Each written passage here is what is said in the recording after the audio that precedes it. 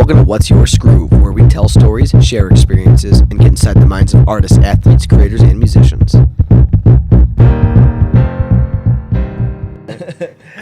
What's up, everybody? Welcome to episode 36 of What's Your Skroove. Today's guest, Jordan Garland, and super excited all around because this is the man who threw Cruise for the Culture, which was one of my favorite vlogs since I started vlogging because it was unlike anything I've ever seen. He's a podcast host. He's a vlogger.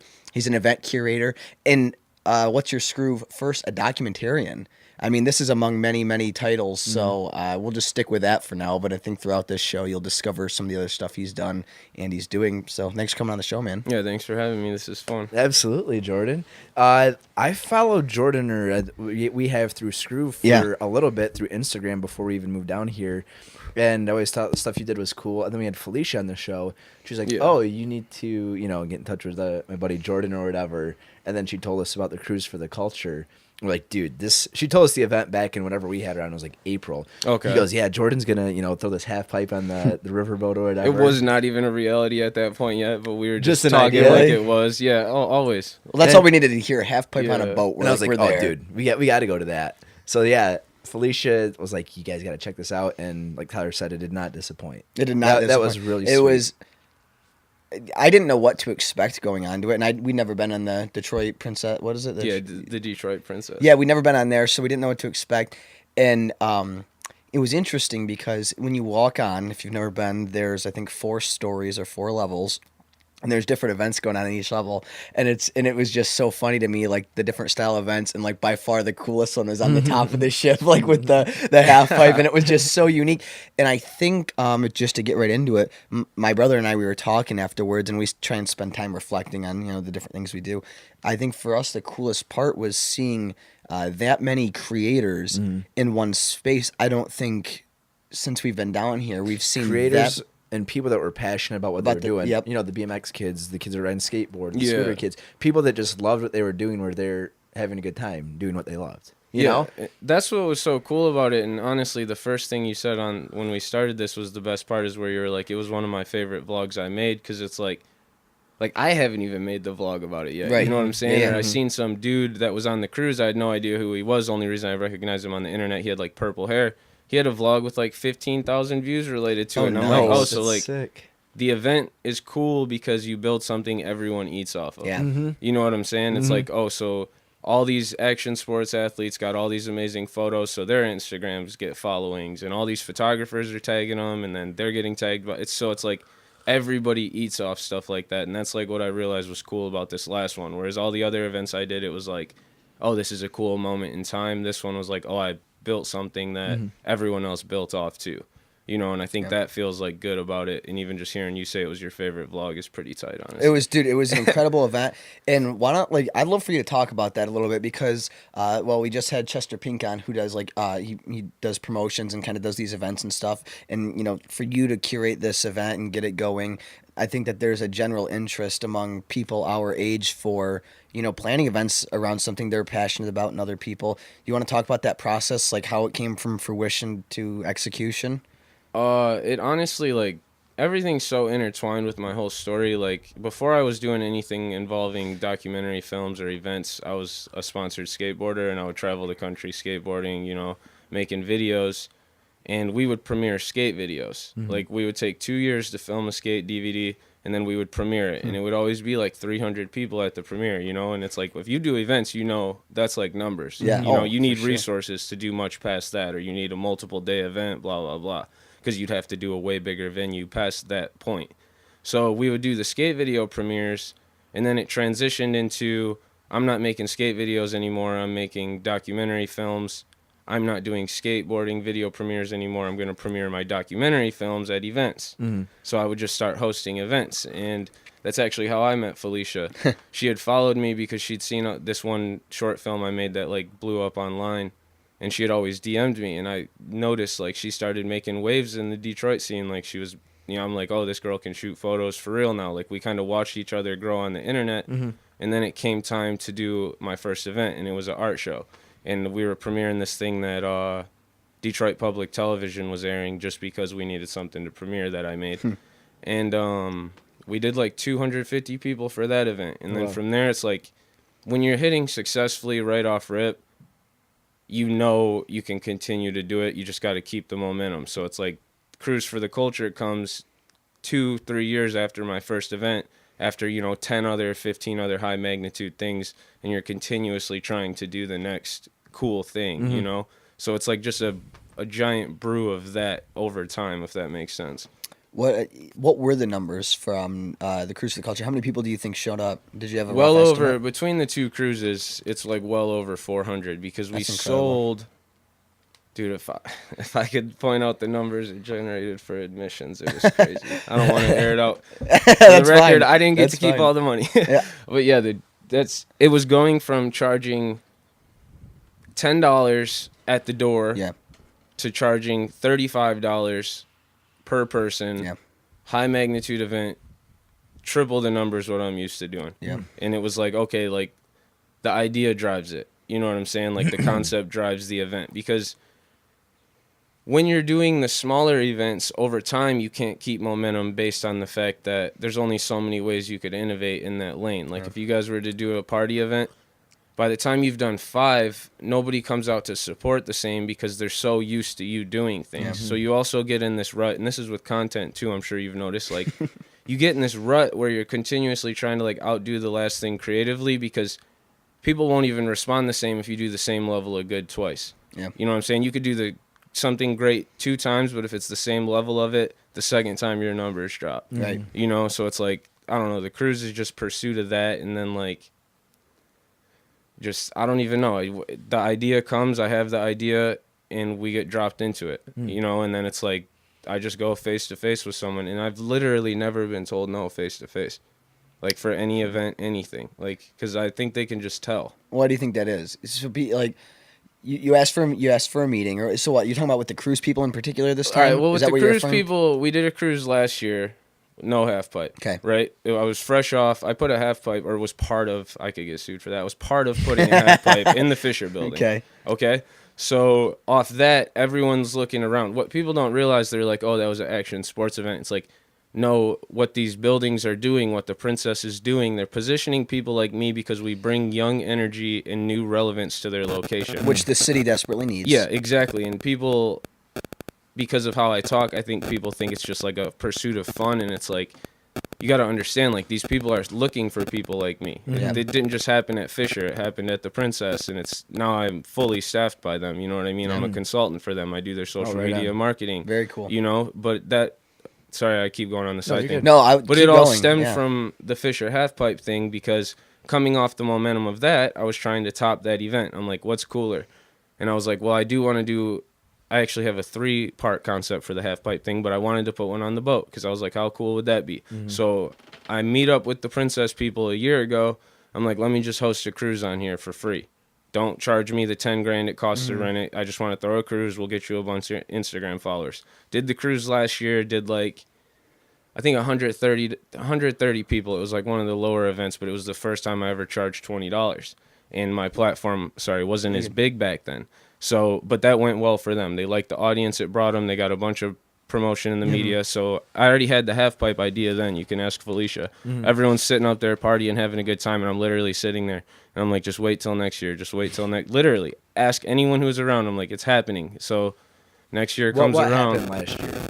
We Was just there had a art? cruise. Was No, there we art just had a exhibited? cruise. Oh, it was so like there was no art. I No. was imagining it was an art. yeah, art but show, no, so- it was just a cruise. I just wanted to take people on a cruise as a way to sell it as like, let's give people new rare views of Detroit, because that's kind of what my platform's about to an extent.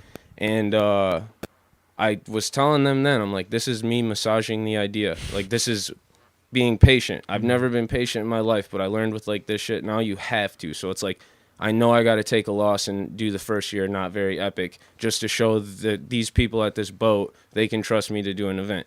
Year later comes around, they're asking me, so what's up with the half pipe you were joking about? You know what I'm saying? I think that's one of a very big point. I just want to interject, and like, if you have to rewind and listen to that again, do it, because that is the epitome. I think that's what separates the good from the great. I think a lot of people could very easily instant gratification be consumed by, I want to do this half pipe thing, and they would have got rejected and they would have been bummed out about it and then probably would have quit. You understood playing the long game and a little bit of patience, and more than patience, sacrifice, and saying, all right, how do I build a strong relationship with this? It's to take the organic approach and do things the right way.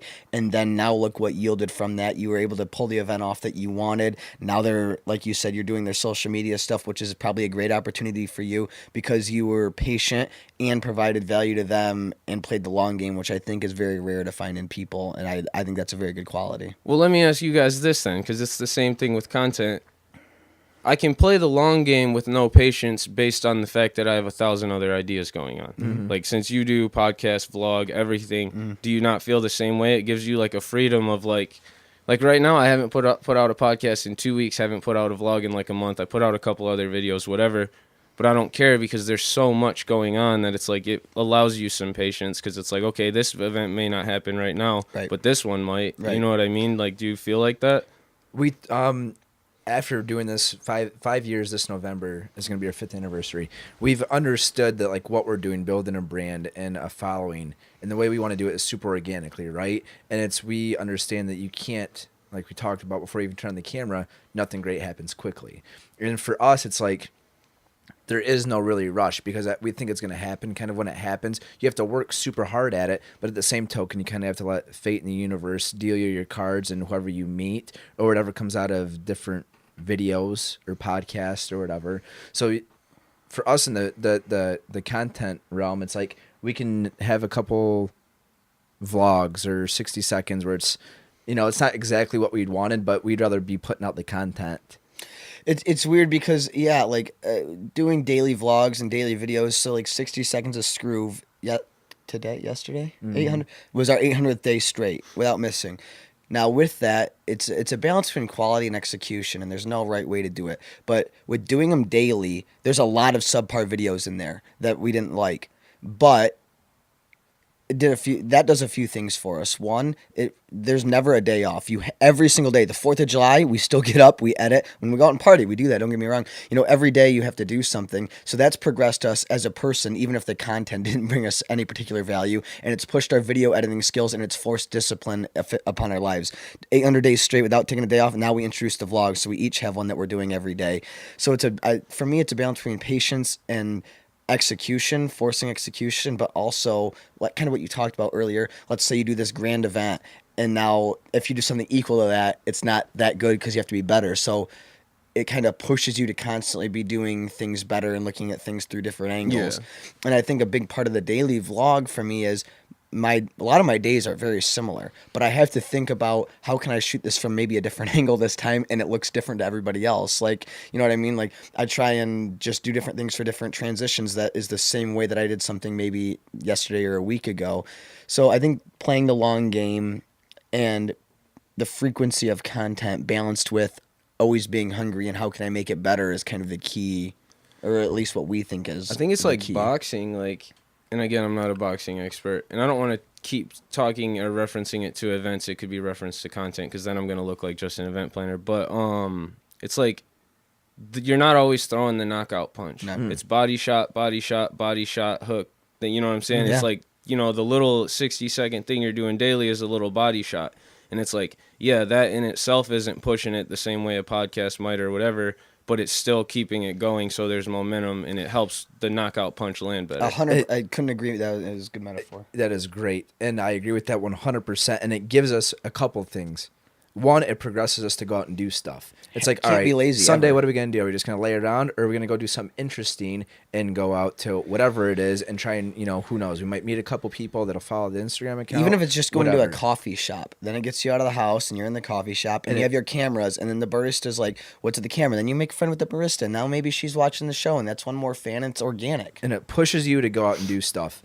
And what we like about the daily videos and the daily content and doing podcasts regularly is that there's a couple things like I believe serendipity will spawn from that. Yes. There will be random opportunities. You don't know who's going to watch what video, You're so right. Who your following is. If, we could have 100 views on our daily videos, on our podcast for 3 months. And like that just doesn't discourage us. We don't care about that because like we said, we're playing the long game, we're patient. But all it takes is one person with 500,000 subscribers to like one of our videos and repost it, and then you can blow up the next day. You know, it's that putting hard yourself work. in as much potential for that.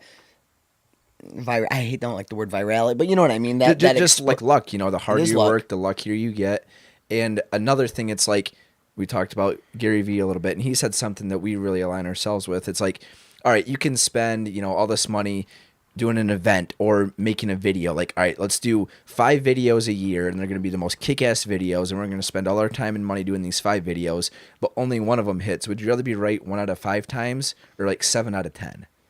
I would rather do the little things right and give myself all these different opportunities and chances every day to do something on a little bit of a smaller scale. It'd be more like 1 out of 2 times or 7 out of 10. Like 50%, you'd want to be right 7 out of 10 times because of the execution. But I'd rather give myself more chances to be right and have something click than do 6 big videos a year rather than 365 littler videos a year. It's really like no right or wrong way though, because it's like I came from not creating a YouTube channel off frequent videos and doing like cinematic quality stuff that probably had no place on YouTube. Right. You know what I mean? It probably should have been picked up or something. Like I was even almost getting like TV network deals for concepts I had. Sure. Yeah. So it was like I had to learn to approach the frequency thing where it's like, let's do these little videos. Let's do these things that are going to be less quality than what I would like to put out. But, that's where I'm at now. I agree with what you're saying completely. But there's like filmmakers who have like 1,000 followers on Instagram and they have $1 million deals and they're making the projects of their life. It is a very good point. Yeah, yes. But they can't push the envelope themselves. That's the difference. People like us, we want to have direct to audience. Yeah. You know what I'm saying? I don't want to have to go get a studio's budget. I don't want to have to need you to get eyes on my stuff. That's what my old problem was. I would give my content to bigger platforms so I'd get more views, but it never came back to mine. Right. You know what I mean? So it's like we want to build our own, so we have to play this game. I think it's a very interesting conversation. And just another point on, and I want to just touch on it before we get away. The daily videos, and I've told this to him, for me is the best medicine I ever could have prescribed as an entrepreneur. It has done more for me as a person than anything, because it just, like, I just want to reiterate to anybody who maybe is thinking about doing content, if you like give it a shot, like even if it's photo, like editing and posting one photo every day, like it's like it just, that routine and discipline for me at least is so healthy. Like it just like forces it builds that daily momentum for me, you know. It's the first thing I do every day is edit the vlog, like, and now it's like I've been productive. Like it's kind of like the whole make your bed in the morning thing. They say make your bed so you get momentum and you're productive. Like that's what the video editing is for me, and I think that maybe that could be useful to anybody listening. So I think Jordan's right too. There is no right way to do it. You know, you can either do 365 different videos a year. You could do 6 videos and they could all click. They cannot. It really depends what you want. You know, your journey. Do you want to, sell it to some, network and become whatever, have the next, like, whatever comes with that MTV show, or would you rather own more of the channel and own more the distribution, of the distribution and all that stuff? So there's obviously, multiple ways to do it. And I mean, that's what's so cool about this platform is we get to have these open discussions and kind of just I like the angle you're bringing on, and it's like if you talked about 2 very popular vloggers, there's Casey Neistat, who I'm a big fan of, and he made his name he had an HBO series and all this stuff and made a viral video called Bike Lanes, but he built his following in I think within a year of daily vlogging, he had 1 million or subs or whatever. He did it by doing daily videos. And there's a guy, Peter McKinnon, who does a video like once a week, and they're very cinematic, and he's got excellent B-roll, and he's shooting like 4K at like 240 frames a second in the slow-mo and the cinematography, and it's all about the story. Whereas the daily vlogger, Casey Neistat's very slapdash, not very good edits, nothing slowed down, or like there's no like crop lines or anything. And they're both uberly successful. It just depends on how, what's your medium, what's your message, and like what's your goal. So there is no right way to do it, and I think that's very important. Do it the way you want to do it, like and your timing is like huge, because the daily vlog thing is almost dead. It will help you build faster, but it's like back then it was almost like as long as you were doing it because no one was doing it, the algorithm will force it to take off. Yes. Now there's a lot of people doing it, and then it's like when you pointed out the cinematic thing. I was slipping at first because if you look at like my first few vlogs, well, 2 of them are removed for legal reasons, but they were extremely cinematic. You know what I'm saying? Like I was sitting there like trying to make them like masterpieces, and then it was like, wait a minute, that's not even the point of the vlog. The point of the vlog is not to be so visually stimulated that you are into it. They want to watch it and dumb out. They want to not have to focus on anything. They want it to be easy entertainment, quick cuts. Like I probably made 40 vlogs before I watched one. Really? Yeah, and then I watched Jake Paul and that Logan Paul, and I was like, oh, I understand. It's a kid's game.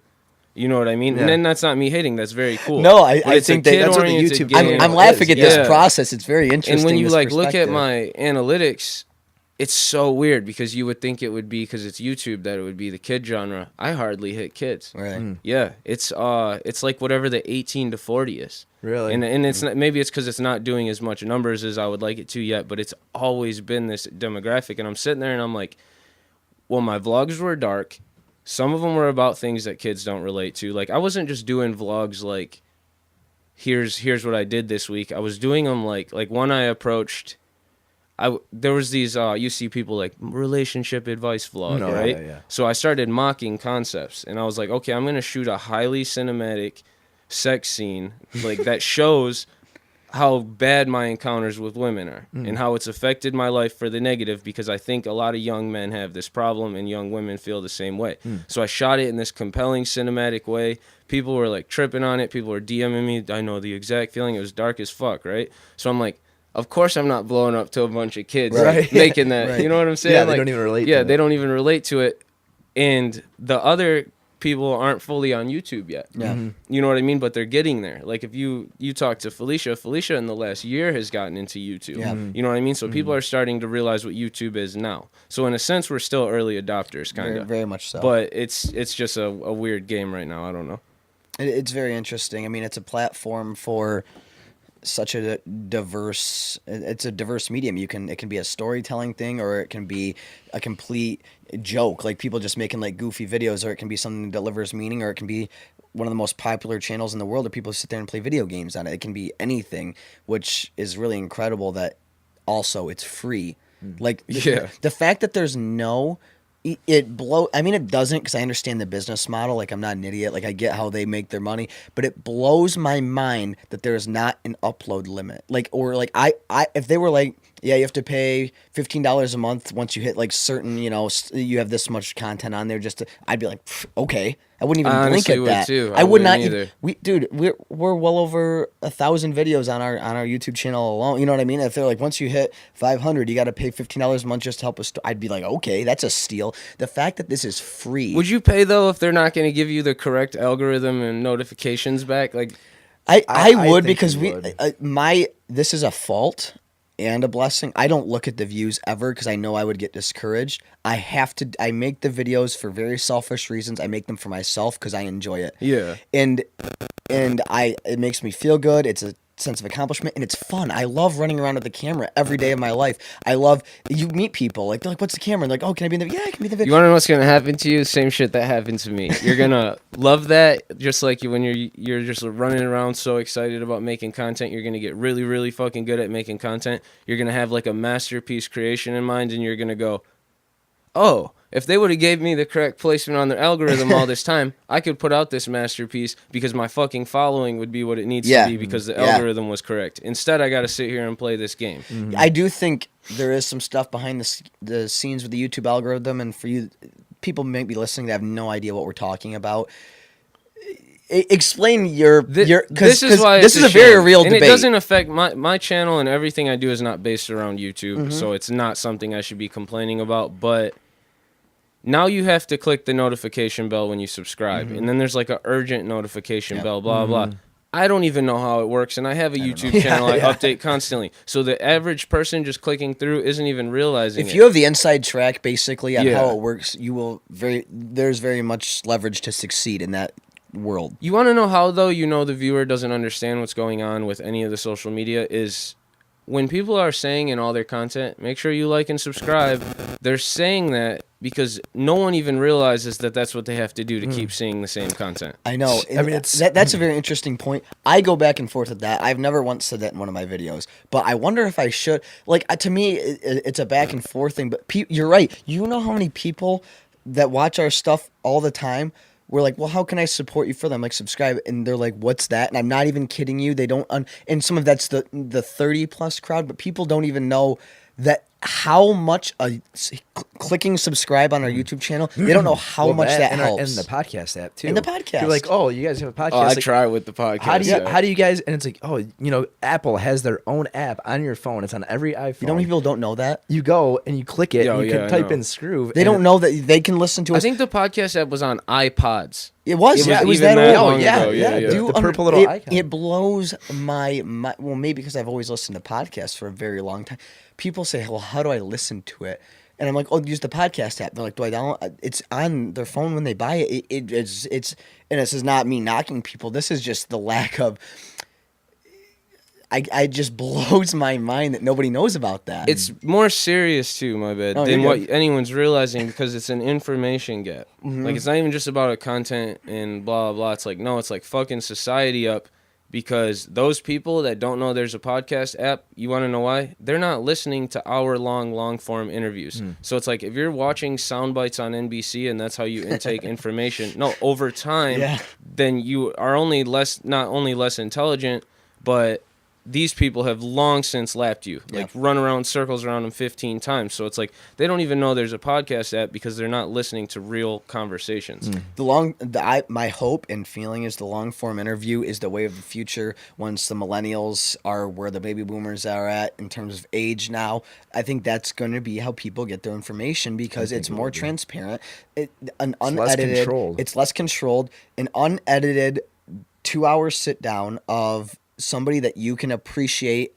an unbiased viewpoint for. Like we talked about Joe Rogan. Yeah, he has his views, but I think he's very good at, one, showing empathy towards his guest and towards his opponent's side, and being transparent. Providing value with no real agenda. Exactly. And it's like the late night show like model. They sit down with somebody for 5 to 7 minutes. And then that's all the time they get on the show, like a Jimmy Fallon or a Jimmy Kimmel or whoever, any of the late night show. I don't really know very many of them because I don't watch them. They have these guests on who get 7 minutes to say what they want to say. And do you think they're going to give out true opinions and really get into real conversation in 7 minutes? No, that's impossible. So I think my hope and my feeling is the way of the future. Once we all are older, people are going to get their information from long form interviews because it's real, it's transparent, and you get down to like people's real agenda and what they really want to talk about. You can't fake who you are, or it's harder. Let's say it's harder to fake who you are over the span of an hour or two. 100%. Whereas that 7 minutes, it's okay, boom, I can put up this front and I can be this person. And say some really clickbaity, off the wall stuff, just so people will listen to me or pay attention to me or whatever. Yeah, that's a very good point. And it's also weird too because as we're all listening to podcasts and getting all this information, if you look at the world before the internet and like what people dealt with, rich people were able to sustain, or let's say successful, let's take rich out. Successful people or intelligent geniuses, whatever, were able to sustain because they were in environments where they were having conversations with other people who were successful, right? Yeah. That was a luxury that was only afforded to those people. Like, I don't know your parents, so maybe this isn't your dad, but your dad probably had conversations with the mechanics, or my dad had conversations with whatever he did, and that's the level of knowledge he was allowed to obtain. I sit there all day for years, and I've listened to interviews with geniuses, successful people, rich people, horrible people, you know what I'm saying? So you're telling me that after hearing all these conversations, you might know more than one of these successful people because you listened to 1,000 successful people while they were out being successful in their lane only and only hearing conversations casually. It's like it's a weird point. I've never thought of that. I've never thought of that either. Well, it's like super weird to actually like don't even look at things like, I don't look at them from a content creator perspective. It's like a human psychology thing. It's like, so how are people's brains reacting to this? How are they operating? Like, really figuring out subtleties to how people consume content is just figuring out how people function. Well, whoever said it, it's like the release of like the podcast and the low barrier to entry of that is revolutionary. Is like the Gutenberg printing press. Like it's anybody can do it. anybody can start a podcast if you could do it on your phone if you wanted. You know what I mean? Just record it on your phone. Anybody can do it, and it costs nothing. It's the barrier to entry is almost non-existent. If you have a cell phone, you could start a podcast, and it could be potentially heard by anyone. And to go on your point, I heard this, and it was on a podcast, and I can't remember who it was, and I'm going to butcher the historical facts, so somebody can correct me if they want. But it was, you know how you said mechanics talking to mechanics, Like the social circles. Yeah. It was something along the lines of, in England, Great Britain, this was, I don't even know the time frame, when they first started to come out with coffee shops, was when people were kind of waking up to how shitty their government was and how much they were controlled by what messages they were hearing. Because when coffee shops were introduced and not pubs and bars where people are drunk and, you know, in this mindless state, they got to having sober, caffeine fueled conversations with like-minded individuals. So in an extended period of time, they weren't getting rushed out of a restaurant. And you're not talking over the fucking music at the bar. It's the same thing as like a podcast conversation. You're like, oh, you want to go grab a cup of coffee? Then you'd be sober instead of drinking beer or homemade mead, which was very common at the time. You'd be like, oh, I'm sober. And then you kind of get this buzz from the caffeine, which gets your mind going. And then you're like, next thing you know, you're like, wow, this is a really shitty environment we're in. Why is this the way? And then, which very well can spark reform, revolution, in terms of the American Revolution, etc. and departure. Very interesting, concept. Playing off what you said. Well, what is the value level then of being a genius in today's climate, if you think about it? Because like back then, somebody that was super smart had to be by hard experience, and maybe they were digging in books for knowledge, and it was so much harder to find information. You had to, go through all these books, figure stuff out, talk to people. Now, if anyone can just listen and learn that, like, who knows if anything any of us are saying even came from us? I've consumed so much fucking content, I couldn't even tell you. You know what I'm saying? Like, I couldn't even tell you where anything came from. I don't remember my own things, I think, till I'm talking. You know what I mean? So it's like, what is the value of a genius anymore when it's like some dude in his basement could very well be the smartest human on this planet? You know what I mean? Well, there's so much noise in 2018. That's the downfall. If here we are talking about the benefits of this low barrier to entry, this podcast, this beautiful platform called YouTube where anybody can publish anything for free without any limits. The dark side of that is there's so much noise. What's real? What's not? Not what's real. What's true? What's not true? Somebody could say, well, this is, come up with a new theory of relativity. Let's say somebody tomorrow I figured it out, the new theory of relativity. And they said something on their Facebook, but no, he's got 100 friends because he's some shut-in who lives in his mom's basement, and nobody cares or listens. And then somebody sees that and with 1 billion followers and goes, oh, I found the new theory of relativity, and posts it. Everyone's going to lose their mind and credit this guy with it. So there's this thing of having an audience and social perception and surfing out the white noise, which is really a problem in 2018. What's reliable? What's unreliable? What's true?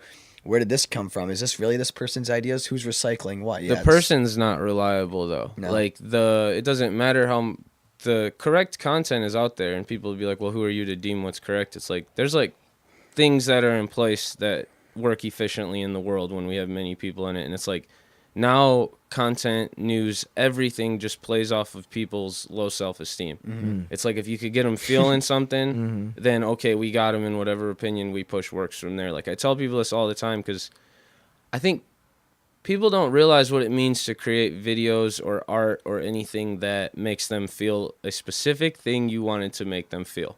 Like think about that. Like I can make something, not to say a videographer can make something that whatever feeling he's trying to make you feel, when you watch it, you're going to feel that feeling, right? So that means he understands what it takes and what things you have to put in place, whether it's music, the visuals, the motion of the camera, in order to make you feel a certain way.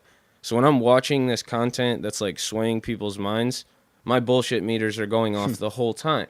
Because it's like, oh, I know why they're doing that. I would do that for this reason, not as malicious or gross. You're like a magician watching someone else's magic show. You realize it's a magic show, and it's like the drapes are pulled away, and you're like, ew, like this is, get this dude off stage. But everyone else, they don't see, like it's like it's darker in the room. And it's almost depressing, isn't it?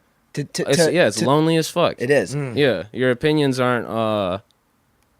Like I tell Felicia this all the time. I'm like, dude, you're so relatable. You need to be running for it, because I'm not a relatable person. Like I work in small doses. I don't work in consistent doses because I like see everything too well. Like, and I'm not saying it in an arrogant way. It's like even when people are reacting to something poorly, and it's like I don't feel the need to adjust people all the time. Like, hey, you need to not do that because of this reason. But it's like when you're seeing it all the time, you're like, whoa, this is a weird world we live in. Because everyone around you, not everyone, but you're looking in a room, 70% of people are doing things counterproductive for what they're trying to get. Whether it's the dude hitting on the girl and he doesn't know how to talk to her, and he's not a douche, but he's talking like one because he's seen it work for other dudes, or blah, blah. Like, you know what I mean? I just see people inefficiently. And I it's think like, the root of that problem is people don't know what they really want. And I think that's why they're running in circles, and it's easy to tell yourself this is the way to do things, or do it mindlessly, I guess, if you want to look at it that way, is because they don't really know what they want. They don't have any real direction or feel sense of purpose. Well, it's that, and I agree with that 100%. And I also think it's people don't take the time to really listen to themselves and understand what they want out of life, like you said, and how they should go about doing it. People will go, do you think I should text back this to like this girl or whatever? And they'll take their buddy's advice over their own. yeah, why do people do that? What, dude, people do that in everyday life. It's And besides, they already know what they want to say. yeah, and Right? it's like Yeah. people value other people's opinions More than and their own. perspective over their own gut feeling, and be like, oh, well, I think I should just talk to her like this, or I should go for this job, or I should create this video, or I should go work on this photography project. But for whatever reason, people look for validation in other sources rather than trusting their own gut instinct, because I don't know, it's easier maybe if you're wrong or if it doesn't play out can blame to it on someone trust else. somebody else. But me, I would rather be wrong on my own dime, and if something messes up or doesn't go the way I want it to, I'd rather live without the regret doing it my way than listen to somebody else. And there's a certain value in saying that, having the humility and self-awareness to say that was my fault.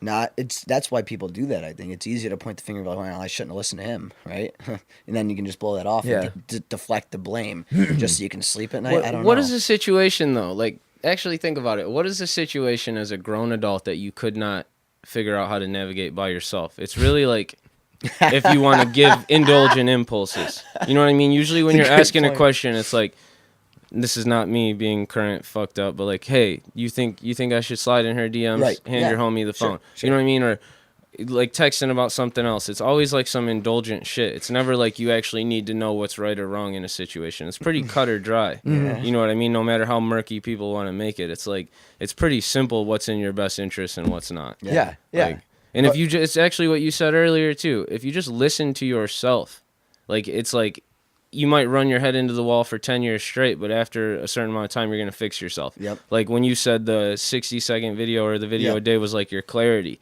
What I was thinking when you said that is my friend who just started running, and he's like, physical exercise has been like a clarity for me, and he's mostly creative, right? So there's little things like you just got to be in tune with. Like, you do kind of need to keep up with your body daily to feel good. You do got to keep up with your creative side to feel good. You know what I mean? Like, it's just be in tune with your shit. Like, it's hard at first, but after like a month of focusing on it, I swear you start to be very aware. Like, I still have this problem. I'll go to the bathroom and pee or something, not to be gross, and set my phone while I'm standing up on the counter. Yeah. It's like, why the fuck? I'm in here for 30 seconds. Why the fuck am I looking at my phone? Or you're driving and your phone's on your lap. And it's like this weird thing where I'll be telling people, even when I did beat the social media thing at a point, even though I'm on it a lot now, it's a consumption issue. It's not social media's fault. It's not eating too much for people who are overweight. But it's not me smoking too much weed. It's literally a consumption issue. It's all consuming. We have the need to be doing something. It's not the social media's fault. It's just people. You're seeing real human nature. It's people need. They're used to stimulation constantly. Yeah. Visual, audio. I don't care what it is, and I'm not vilifying, condemning. I'm just calling a spade a spade. People. That's why. I mean, I'm a victim of it. I'm a victim too. of it. I'm not. But I'm what not do you do when higher a or better video than is anyone. exporting for 5 minutes? Instantly grab my phone, like get on Instagram. I already got a new tab open on the laptop. When I open Premiere to start my While vlog, it's loading for 30 while seconds. it's loading for 30 seconds, Grab my phone. I grab my phone, and you know what happens?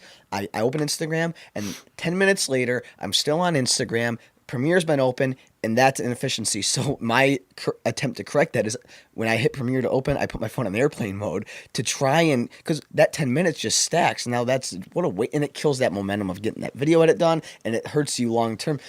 My point is, I'm a victim of that. I'm not vilifying it, but it's a fact. People are so used to, and me included, I'm not, stimulation. That's what the phone is. Yeah, Visual stimulation, audio.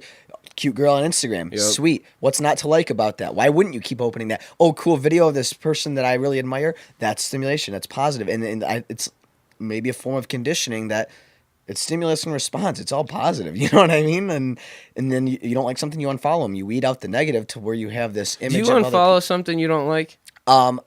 If I see it repeatedly, if there's somebody on it has to be more really specific. out Be more there. specific. I don't like. I'll keep things on my feed I don't like because it's like, okay, I need to know the world is like this. So I don't do it for that. Like, I don't say I see this and I disagree with it, whether Okay. it's politically or personally. And I like, I know what you're saying. That's fair. I'm saying, like, if we're talking in the sense of like positive stimulus, like if I can't think of a good example, but if it's just like, I thought this guy, okay, like let's say you follow like a YouTuber or something, you're like, oh, you saw a cool video of it, and then you're like, oh, I don't really care for his style. Actually, I don't find it entertaining. I will unfollow that. I will not stop following or watching things that I disagree with for the sake of disagreements, because I think that's very unhealthy, and that's what sends people down the I'm either hardcore right wing or hardcore left wing or hardcore this way or hardcore that way, because they tell themselves lies and fail to be objective. I'm not. Yeah. It's like if I'm watching something and I'm like, oh, I thought this guy was creating this style of videos and I don't really like it. It's in that sense. But Okay. yeah, no, it's interesting. Mm-hmm. It's really interesting. I don't know. And I think it comes down to too, as well as like knowing yourself and people asking other people for different opinions and, oh, should I say this to this person or whatever it may be.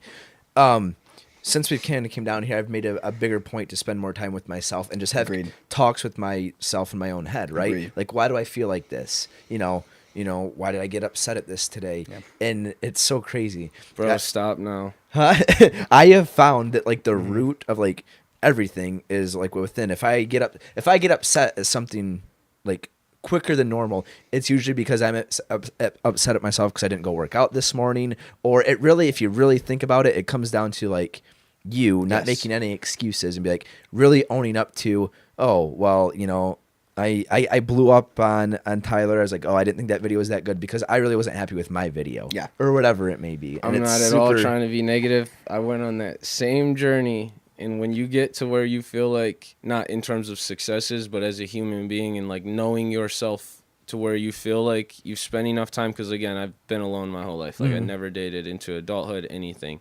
So I spent all my time working on myself.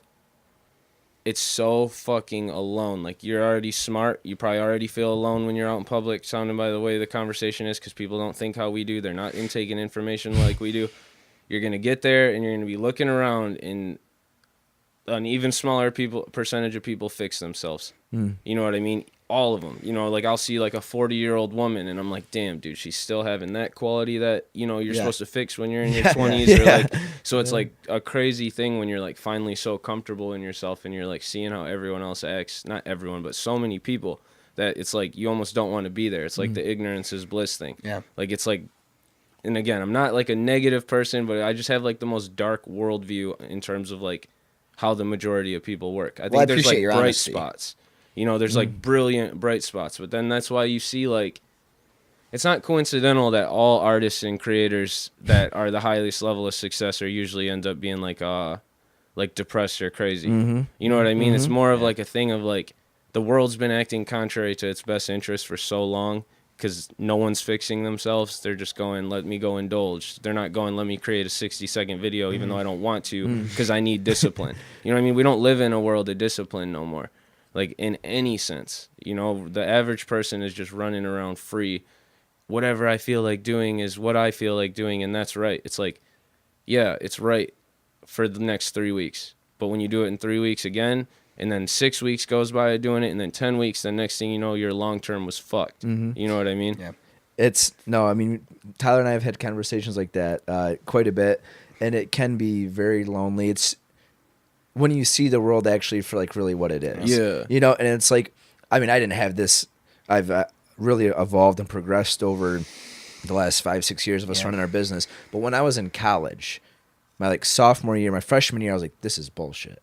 Like all these classes, I'm taking all these prereqs. I want to be a business guy. I was like, this is so dumb.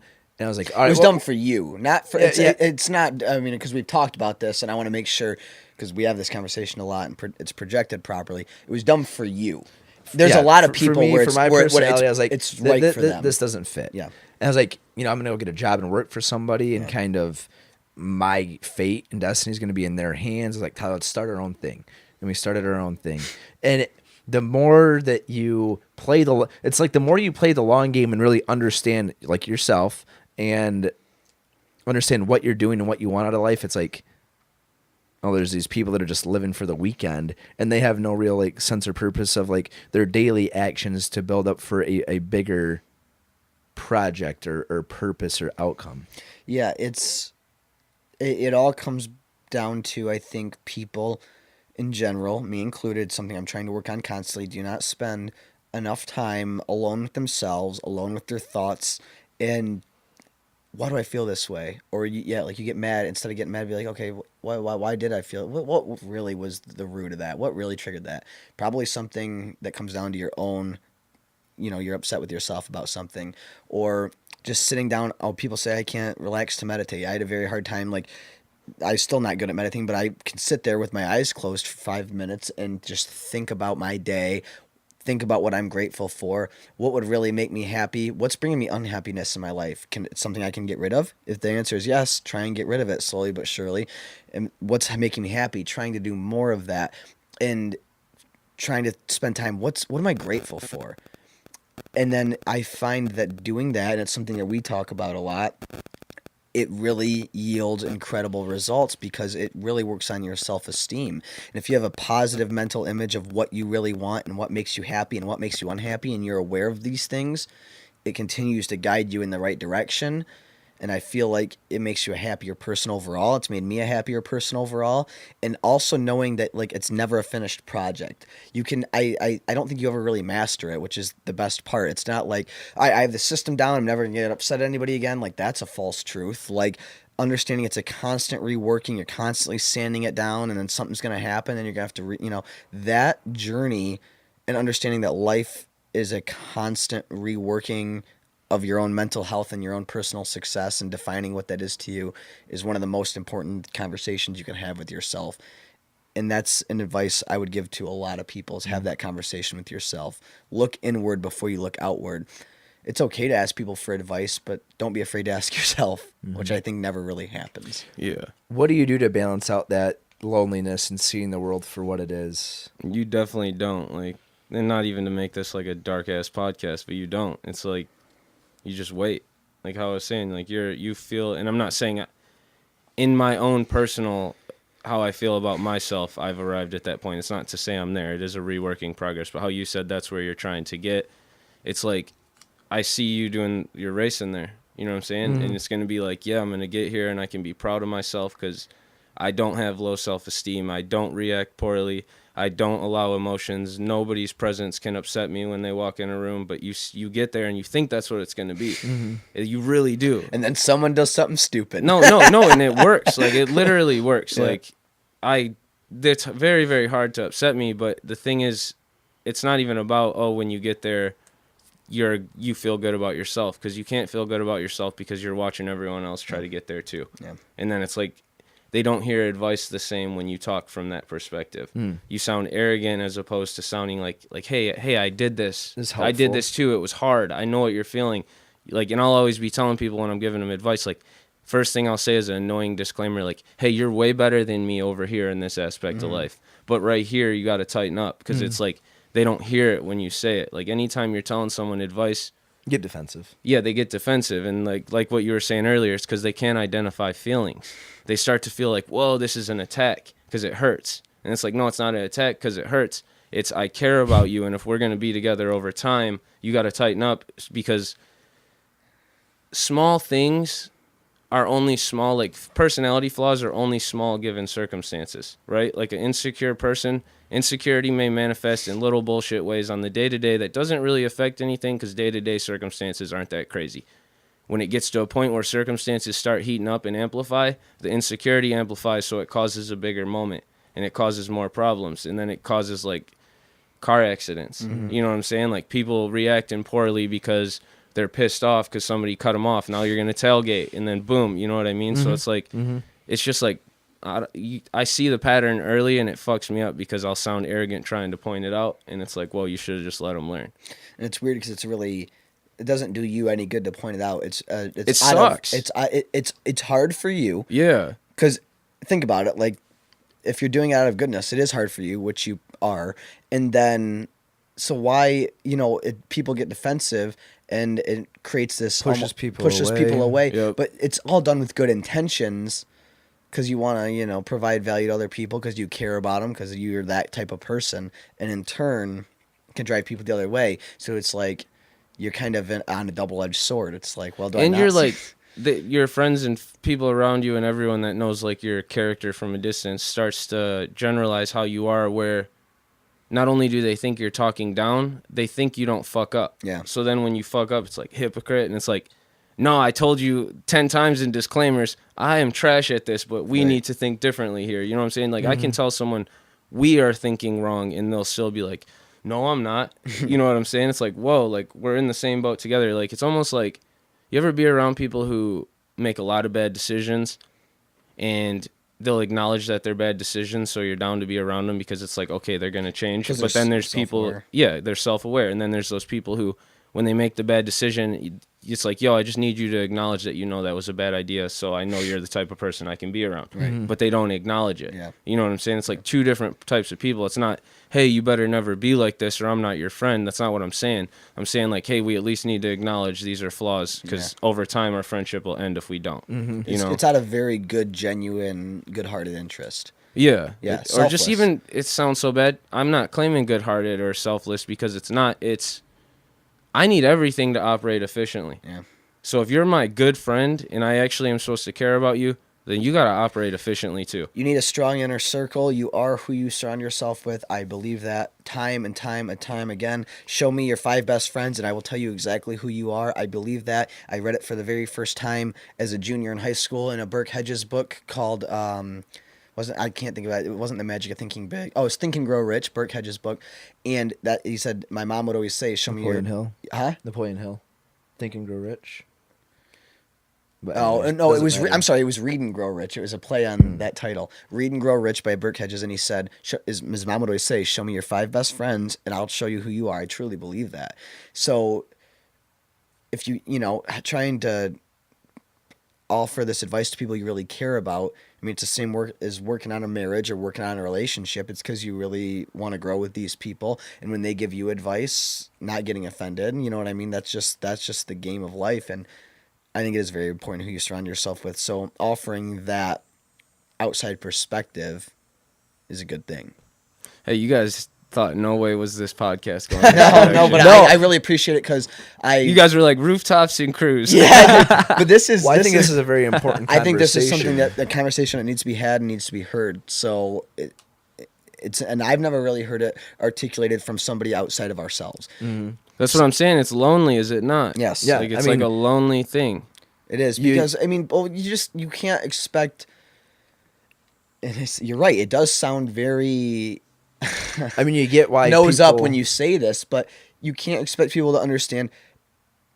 If you've never been self-employed and been at a point in your life where you don't know where your next paycheck's coming from and understanding that the way that you're living your life and your income's coming is based off the interactions with the world and nobody else, like you can't understand human nature to an extent that other people can. You know what I mean? Like that sense of risk and loneliness and dependency is only really found through high amounts of risk and discomfort. You throwing your very first event, I don't know what it was, that probably shaped you more as a person than a lot of events ever will. That I'm going to invest my time, my public persona, profile, my reputation. I'm betting it all on this. I'm stamping my stamp of approval saying this is what I'm doing. And that sense of risk, will this work out? Did it work out? Is the next one going to work out? Is something you only get from doing that high level of discomfort that most people go their whole lives without doing. And I think that helps shape this perspective that we're talking about. That huge risk mitigation that comes with the sort of lifestyle that we live, I think forces this perspective a little bit. And I don't know why. Well, it's that, and it's, for whatever reason, having a really good understanding, however you come about it, of how the world works. Yep. And it is just like, yeah, it can be very lonely. But where does that come from? Why do we three? That's the point I'm trying to articulate, and I don't know the answer, so I might be rambling. Why do us three kind of have that perspective? And the only thing I can think of is we're very alike in our trade. Well, it's because... And it's through that high... I think it has to do with that high risk, putting yourself out there, all or nothing. To be honest, mine came from not having... Like, my whole world from a young age was molded by things having to be done by myself. Yeah. You know what I mean? There was no, like, emotional support, whatever, financial support, nothing from a young age. So it was like... you are forced to think in an efficient way. Yeah. You start to think less human and more like, I would get like stupid comparisons like, you think like a robot. And it's like, no, I actually think with more emotion and empathy, but I think of it over a longer span of time, not just what's going to comfort someone right now. Like the girl crying her eyes out at the party with her best friend, and she's like, I've been drunk this long, he's cheating on me, blah, blah, you know, having all these problems, and her friend's just like sitting there patting her back and they're getting drunk. It's like, they're thinking what's going to help right now. You know what I'm saying? Like, it's like, no, take her home, sit down with her, you care about her, have a conversation. Like, that's the real efficient way to approach it. When you're, like, by yourself all the time, the fake comfort is where you first go. You know what I'm saying? It's like, oh, let me go get fake comfort. This sounds gross. I was, like, at a young age sleeping around. You know what I'm saying? Because it was like, oh, I wasn't getting love, so I'm going to go get fake love. I'm going to get the highest level of fake love. You know what I mean? So you run around and do that, and after a while, it's like, if you're smart, or even if you're not smart, you got to be like, this is not fucking working. You know what I'm saying? So then you start to, reality forces you to address what works. So my perspective was molded by that. It's like, this isn't about my personal emotion. It's about the emotion of the whole situation. I think people have a hard time disconnecting from that. Like, people always argue objective reality versus reality, and it's like, but there are facts to life. You know what I'm saying? And I think, like, just being in the gutter like that really helped me to be like, see what you don't want to become versus, you know, what you're supposed to be. What I think helps shape it too is, one, having an understanding for yourself and knowing what you want out of life, and the ability to be deep and not surface level, like kind of what you iterated right there. Like, you look for the easy way out, the fake thing, the fake comfort, the fake love, instead of being able to dive deep into things and really find the root of the suffering or whatever it may be. I think the ability to dive deep and really think about things and know kind of who you are and what you want brings about that perspective of the better understanding of the world. Just being in tune with yourself and getting deep, because a lot of people can be very surface. You know, they take the easy way, do the quickest thing, you know, want the 5-minute workout, you know, get rich in 3 steps, rather than doing the deep, hard, long process thing that takes time. Yeah. Well, I think they also think it's like a self thing. Like, oh, I can not be a good person because it only affects me. It's like, no, it doesn't. You know what I mean? Like, you need to tighten up because the rest of the world needs you to tighten up. Yeah. You know, it's like, yeah, it sucks that your life is shit and feels like that. So does everyone else, and it is sad, but guess what? Even, like, the highest state of life is still a kind of sad existence. So it's like, them being like that is, like, limiting everything. Yeah. You react poorly emotionally in situations. Like, this is a total off-the-wall example, but this shit bothers me, and I'm a victim of doing this in the past, and I'm sorry, because everyone feels different on this than me. Your listeners are going to hate me. But when I go and I'm getting food, and the waitress is rude, I'm constantly kind. And even if she keeps being rude, I'm just kind, I'm kind. And it's not because I'm a good person. It's because I'm like, yo, fuck working that job that she hates so much that she can't even keep it together when she knows she has to be nice to this stranger. You know what I mean? So it's like, she knows her tip depends on how nice she is, and she still can't get it. So what level of so what are you saying? Why you were kind? Because you're compassionate? No, it's not. I don't even want to take it as a compassion thing. It's like, you just have to look at things from a realistic perspective and step outside of your own shell of emotion and be like, okay, this whole model is broken. You know what I'm saying? Like, none of us are functioning where we're supposed to be. This person's going to work and hates this. And most people would be like, I'm not leaving her a good tip, or I'm going to be rude back. How dare she talk to me like that? And it's like, it's all at the same time, like a friction. Yeah. You know what I'm saying? So it's like, they owe it to the world, that person that wants to be mean to the mean waitress, for them to be a better person, how you said, and be self-serving and, you know, be like, okay, I don't want to be the type of person that's mean back. You know what I'm saying? It's just, I don't know. It was a side note, but it's like, No, but Well, it you doesn't. have a It doesn't. tremendous amount of empathy, clearly, because which is one. but of the it doesn't hardest manifest as empathy, and I don't want people listening to But it think is. that. But if you have that ability to think, you would probably be a phenomenal chess player. That you can think that many.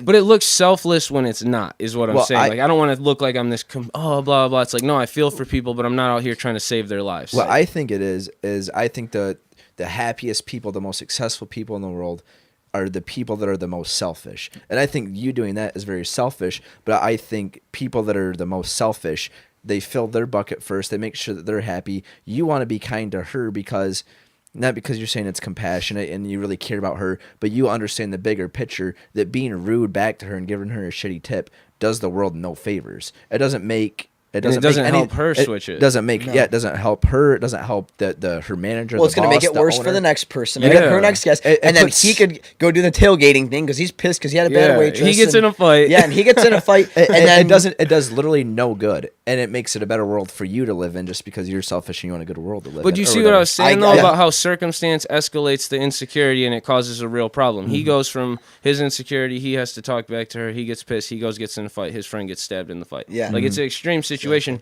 but that's how they go. Yeah, It's all like, people think shit is random. I seen this dude say this. Nothing is random. It's our inability to comprehend the circumstance. Well, that, and it just goes to show, like, very real how the transfer of energy, like how the world works in just like energy, people's energy, and whether you project you're positive and happy and try and project good energy or negative energy, it gets passed on to other people very easily. It's just like being in a room with a bunch of people who are fun and have positive energy. You can feel it when you walk in. You walk into a room with people who are mopey and, you know, depressive and, you know, are upset with themselves and upset, but you can feel that. And do you leave happier when you're there? No, you leave more upset because that stuff, it rubs off. It's a very real thing. So it's selfish in your nature and our nature and anyone's nature. You know, like Tyler's saying, he does the vlog because it makes him feel better. Yes. I mean, like, we don't look at the views because we're not there yet, and it would be depressing. We don't look at the views because we don't want to, and then that's, like we said, that's not why we're doing it. He does the vlog because he said it's selfish. It is selfish. It makes him feel better, and also because we understand the value in building brand and like doing daily stuff like that. Right, I do think it'll push the business forward. It builds a brand. It's not like we need 1,000 views to You'll have longevity based on how you feel about that alone, because that was like something I battled. Like I was saying, I would get content to bigger platforms and do numbers. Like I could add up numbers for certain things I did from bigger platforms that I've done like millions of video views in my life. My own personal stuff was doing way less, and most people, like you were saying, would be like, oh, this is depressing, blah, blah. But it's like, but the value of views is not quantifiable, and the value of content is not quantifiable. Like, there's 2 YouTubers who just did events and they failed miserably, right? With that giant following and all those resources, the events failed miserably.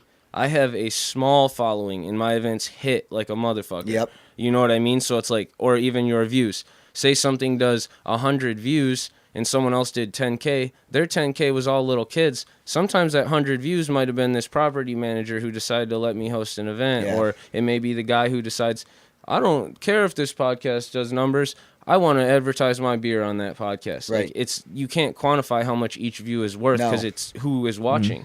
This podcast is selfish in itself. We love sitting down and having real conversations with people. Like we've said 100 times, this is not a thing in the world anymore. Where do you go? Where we don't look at our phones and we sit down and talk for 2 hours. I've heard Tim Ferriss talk about it. I've heard Joe Rogan. Any podcast at some point has had this thing that I'm saying. It's not my idea. I'm recycling it. This is not a real thing in 2018. Very rarely do you sit down without looking at your phone for 3 hours, 1 hour, and have a conversation with somebody. We think this is so much fun to us, and that we learn so much from other people, and they make us better person. This is more of a selfish thing.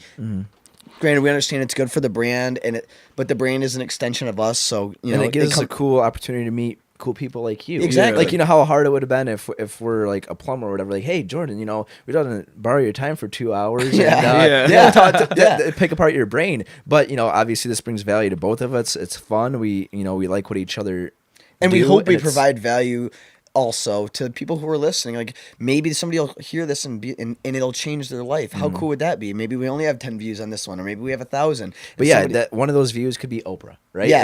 Like, you just never know. Yeah. And it's like, how much do you care about knowing your impact? Like, there's this, and I battle with this, so I'm not going to act like I've mastered this. I battle with this every fucking day with people giving credit and things like that. Like, there was this thing where when Apple first came out, it was this huge company because Steve Jobs brought, you know, the personal computer to the consumer. He didn't invent it. They brought it to the consumer in a way that was digestible. Windows and Microsoft came in and took over.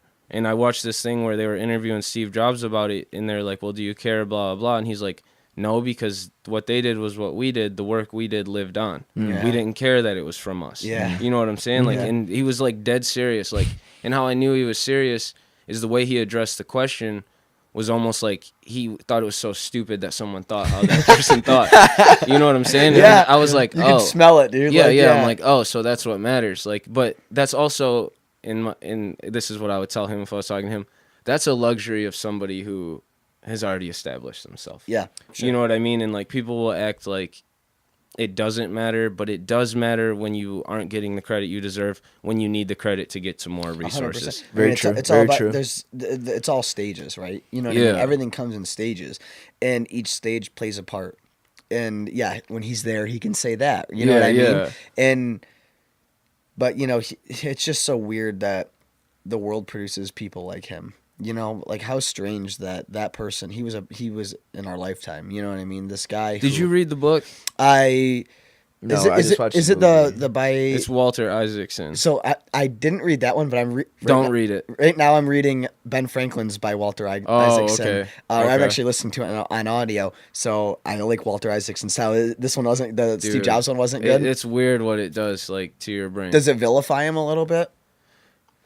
I've watched. If you're a person who is not used to harsh reality, yeah. It's like, oh, he looks like a mean person, but it's like, no, like I've seen people like him, like where it's like you care so much about the idea that like they would talk about him like crying, calling people at 3 a.m. Yeah. about arguments they had about what was going in the laptop, and like he just like cared so much. And when it's like, well, it's a fucking computer, dude, it's like, no, it built the device that changed everything. Yeah. You know what I mean? It changed everything. The iPhone changed everything.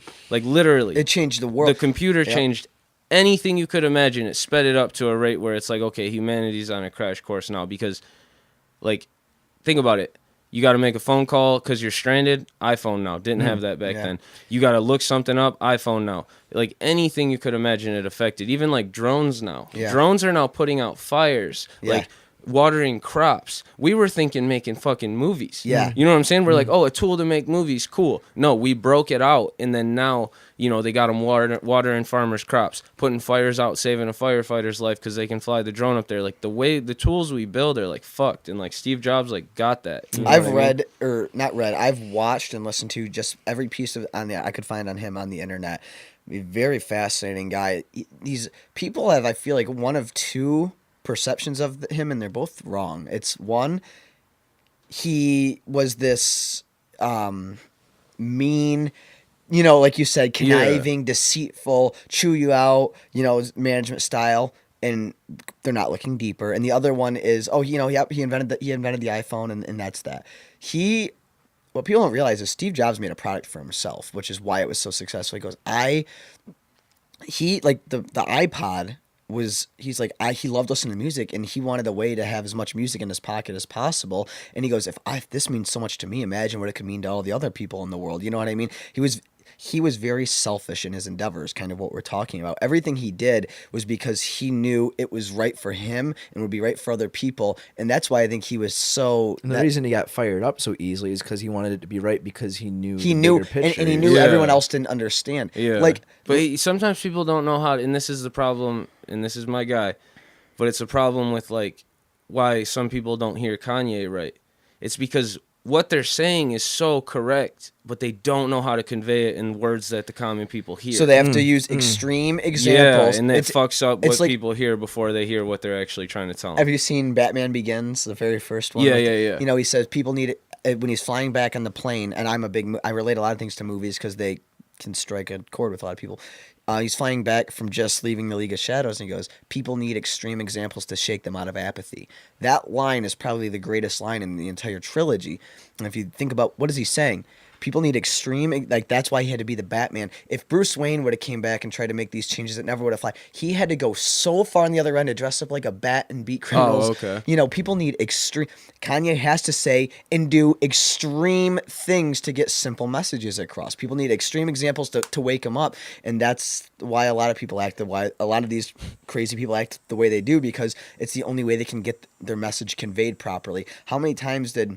What really brought Kanye on the scene to everybody who wasn't 20 to 30 years old is when he jumped up on stage and stole that award from Taylor Swift. That's when everybody who was 40, 50, 60 years old found out who Kanye West was. And now he goes, now I have the people's attention. Now everybody knows who I am. Now I can start conveying messages to more people. Now people 8 to 12 years old knew who Kanye West was. He understood, he used a dramatic example to get people's attention, whether his message is right, wrong, or indifferent. He understood that concept, I think. You know what I mean? That's the concept of...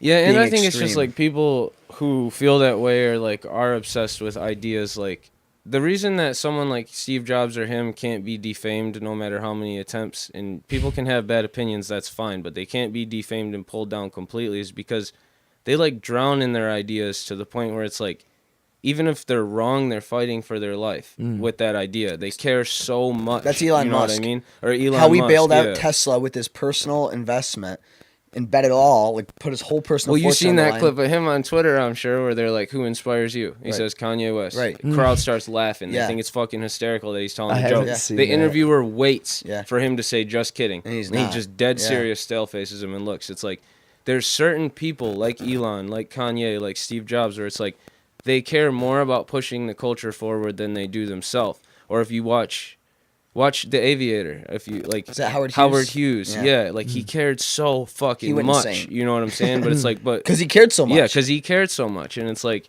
those people get these bad raps because they are so passionate that when you are that, you can't want the extreme end that creates the iPhone or that creates the song Can't Tell Me Nothing, and then not want the low that comes with it. Right. Like that's what I'll be telling girls that are with me for short periods. It's like you can't expect this emotional high that you have when you're with me, and expect that when I'm at like a low point doing events nonstop, working on stuff, like it's gonna feel good to be around me. Like, you know what I mean? We're not superhumans. Kanye is not a superhuman. Steve Jobs or Elon, they're not superhumans. You know? Well, I mean, everything's about the balance of opposites. I truly believe in that. And you can't expect people that are that great and that understand so much of what they want in the world and how to propel culture forward to also be understood by the masses either. You know, Yeah, that's why you're they get vilified so much, because it's just average people that are, you know, talking about them 24/7 constantly and analyzing their every move that aren't even remotely like a third of on the frequency that they're on or the wavelength, Right. you know? Yeah, And and we talking live about- in that world, though. Yeah. You know what I'm saying? Like, I've realized I had to step outside of thinking like that, like 2 years ago, where it was like, whoa, there are people who have not heard of these people. Like, I remember when I didn't know who Steve Jobs was. I actually didn't know who Steve Jobs was till I heard Kanye say it. Then I read it, and I realized, oh, this was the real mind that affected everything from then on out. Yeah. You know what I'm How saying? many people know who Steve Wozniak was? The guy who actually built the Apple computer. Yeah, very A lot few. less than who know who Steve Jobs But it's is. a different thing, though. It's It a is. matter of, I'm not the only person who thought to put a ramp on a boat. Yeah. But it worked, and I did it the right way that people wanted to consume. It doesn't matter no, if 10 you other did people... it too. That's Yeah, that's but the difference. follow through. I You mean- executed. But either way, though, even with like, and I'm not supporting idea theft or anything like that, but it's like, there were cell phones before the iPhone. Yeah. You know what I mean? But they didn't, crack the pavement and change everything from there. There were blah, blah. It's literally not who did it first. It's who did it right. It's not who built it. Yeah. It's who got it to us in a consumable way. Like, I'm very grateful for, like, DJI, the company that built my drone. Like, I praised them to high hell at a point because I'm like, thank you for building something that could get my world out.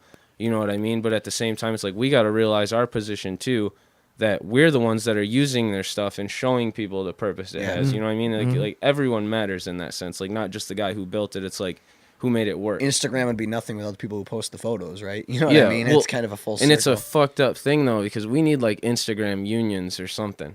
No, like, dead serious. I just had that thought, but, like, we cannot... These things are so big and they're privatized that you can't force them to adhere to what we say, which is fine. Because it's like, I understand you built that company and, you know, you have all the right in the world to give us this shitty algorithm that nobody wants, right? Like... Let me side note to this because listeners are going to be like, why are they complaining about algorithms so much? I helped run a skate park for a long time. I still do like 2 days a week. We used to get tons of business off our Facebook page for all-nighters, which is where kids come. It's a lock-in. They stay all night. It would be the most money-making thing. We did one a month. We would gross the highest amount of money.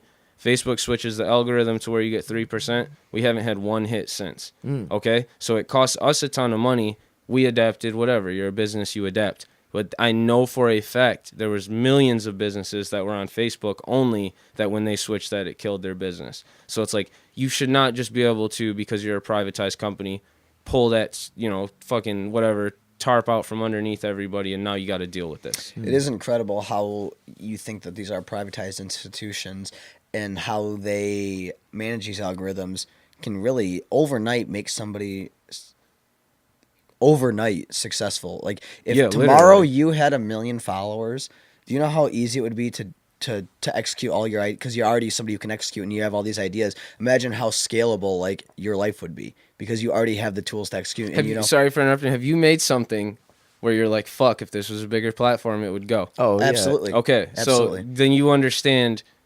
And that's not why, the quality of I the don't pay content. attention to the views because I think it would drive me nuts. But the regular people, they do not understand that there's a difference between quality and numbers. Like even in the music realm, like I mostly listen to like hit songs and, you know, maybe some SoundCloud shit just because I edit vlogs, but it's the stuff that's being pushed the most with the most resources behind it that hits. It's a certain quality of good, and then from there it's like, it's good enough, take it to you the can next. learn to like a song. You ever heard a song? And seriously, this is the perfect example. Have you ever heard a song?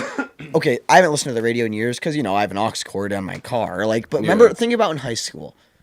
You're in high school, you're driving in the morning, listen to whatever radio station you drive to, and you hear a song and you're like, this is a dumb song. And guess what? They play it 40 times a day. You hear it at lunch when you're in gym and you're on your way home and then you're going out. And then next thing you know, it's popular. They're playing it over. If they wanted to, they could play a song that's not that good over and over and over and over and over again. And you'd be like, just catch a beat. And you're singing, next thing you know, you're singing the words because it's on every radio station. It's 40 times a day. You can learn to like something without even realizing that like it. Cardi B song, because I don't listen to the radio at all. I listen to my Spotify. I like listening to new music and younger musicians and people that don't have big followings. But the 4th of July weekend, that Cardi B song, I Like It Like That or whatever it's called, I heard that in like every boat the entire weekend, like the whole week. You knew the song by the end of the weekend. And I like, this song is kind of dumb. I'm like, who's singing this? What is this? Cardi B. I was like, not really a fan. By the end of that thing, like somebody's playing that song, I'm like, oh, this song's sweet. Dude, this you know, you're is singing. a great party song, man. I love this song. Yeah, do you think it's just growing on you though, and your taste palate's expanding, or do you think it's just being forced? I think for that example was you were doing experience. You were partying all weekend, and then it's associated with partying, and now you're like, you're hearing that. Yeah, it's like, I'm there. cool. Yeah. No, you are right though, because people will do that with music acts a lot. Like they'll be like, "Oh, it's not as good as their last shit." It's like they can't. It's not the artist's responsibility to take you back to that time in your life that you felt when you listened to that last song. You know what I mean? Like that's what people expect. They expect it to feel like how they felt then. It's like, guess what? It's been 8 years since their last album. You're not a teenager in your first relationship anymore. You know what I mean? They're not making the same thing for you. Well, even coming back to like, if you had more following, a bigger following, do you think this would like blow up? Don't you think? However you said that, you know? Yeah. And there's a couple people that we're friends with that are musicians that we really like their music, and I've told Tyler, I was like, dude, if these guys were on the radio, this song would be a hit song. Incredible. This is a cool song. They have a great sound. Their like lead singer's voice is awesome. It's relatable, and it's just so crazy that like, if this was getting pushed, I truly believe that it's a cool song and it would be big. And that's why you can't stop. That is it. That is the 10,000 hour rule. That is why the Beatles used to play in strip clubs. They would the Beatles probably played more shows before they were successful than anybody, and that's why they were successful. Yeah, Paul McCartney is one of the most talented musicians who ever lived and probably could play every instrument in the band better than any band member. Yeah, they had that, but on top of that, they had the ethic and the work ethic. They were playing in strip clubs. They were playing wherever they could get a job over and over. They would do one show and they'd be going to the next show, and they weren't big. They were either doing this to like just get shows, and they got in front of enough people and they did it enough to eventually someone heard them. It's just like us saying, well, we know the bands who have this right sound. If you can play as many shows and put out as many things on YouTube and as many covers, eventually that's the idea of doing things with frequency, is eventually if your stuff's good and doing it over and over and over and over and over and over again makes you good at it. I'm a better video editor than I was today 100 episodes ago because I have to do it all the time. I'm getting better. That's why the Beatles are who they are. They put in more hours and more shows, and more people heard them before they were on the radio than like any band. They understood the value of grinding that work ethic out, and I think they really enjoyed it too, is the other part. And they were really talented. They're a weird example because they're a culmination of a lot of things. But that's the example of frequency.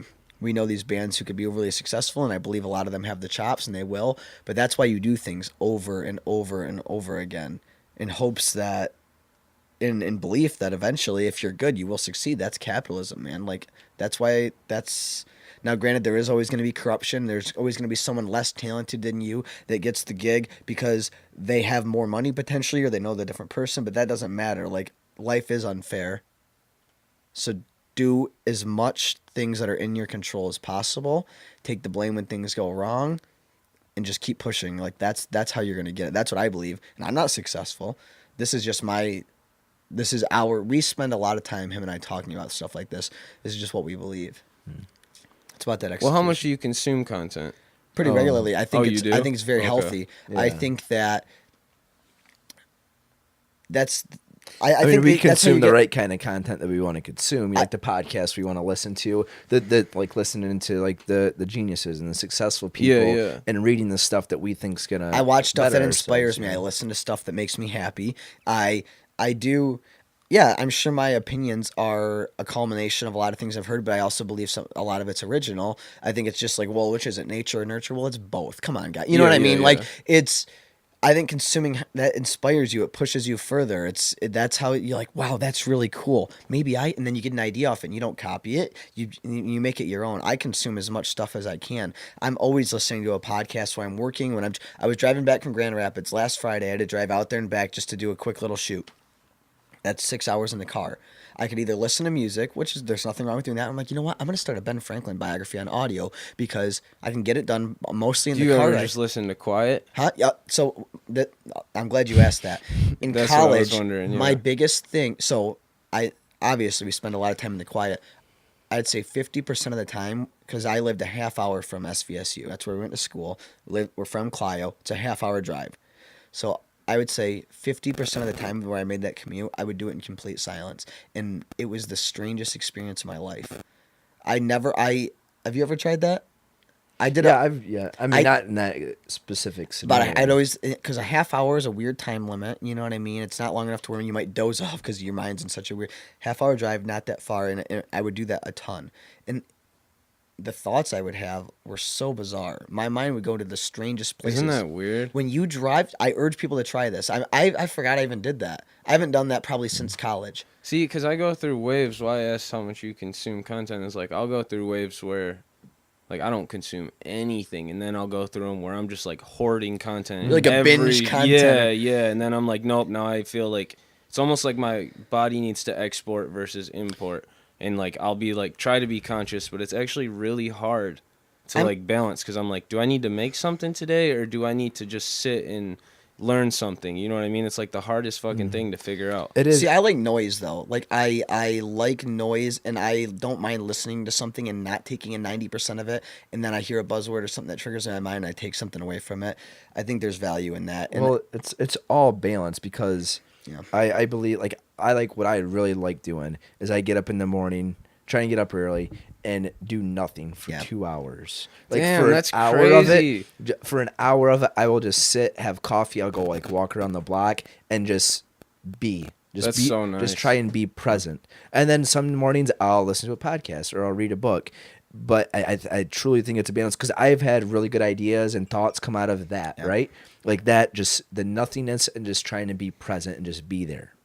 But then I've also have good ideas come out of heard a song or listened to a podcast or remembered watched a YouTube clip and saw something, was like, oh, Do ideas you come out of develop that. ideas, or they're like fully formed when they hit you? I think with you go ahead and then I'll answer actually, Um, because I think we're in a unique perspective.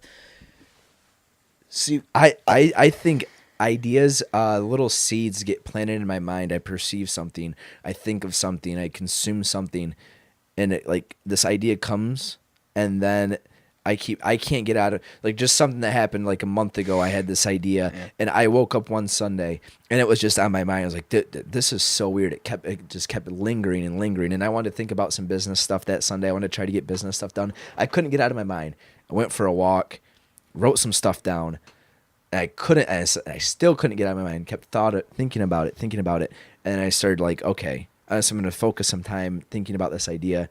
Did that? Talked to Tyler, and it kind of turned into an idea, something that we're kind of pursuing right now. But I think it comes in like little forms, little seeds, little inspirations, and if you give it the energy and the focus and the time, it kind of grows into what you want it to be. what I was gonna say is I think we're in a very unique position too. I think of myself as extremely lucky because we have each other and we are very, very, very, all these things we're talking about, we both have this same exact mindset. And I think it's very uncommon. And we've lived together. We shared a room growing up. We lived together in college. We live together now. We started the business together. We spent, my mom jokes, we spend more time together than a married couple because they go off their separate ways to work. We're never, ever, ever, ever apart for like more than an hour, like our entire lives. We're just always together. And we're have this synergy and we're on the same wavelength. And when one of us procures an idea, then he bring it to me. And then we develop it together, which I think is part of that process. That's super strange, and then we both bring different perspectives to the table, and I think that's why we are who we are, is because we're very much that synergy. And I go, what do you think about this? And I'm like, it's a good idea, it's a bad idea, and then we talk about it, and we'll spend 6 hours talking about it, and that is not a waste of a day. That is a very healthy conversation. That's what makes, that's being an entrepreneur, that's, and I think that having that back and forth developmental process, and we go this way and this way, and then eventually you get up and you decide, is that something you run with or you kick it? And it's that, I think it's very much developed from some sort of stimulus, whatever spawns any idea. But I think that those conversations, because we sit down and talk a lot. We do a lot of things that I don't think make sense on paper. Like that's something that I don't think is talked about enough either. And I'm not diverting from the subject. I'll try and bring it full circle. But it's like, if we spent 2 hours knocking on doors every day saying whatever, I'm that's a bad example, but like, do you know carry our clothes in your shop? Do you know anybody who would want to carry our clothes in your shop? Do you know any business owners?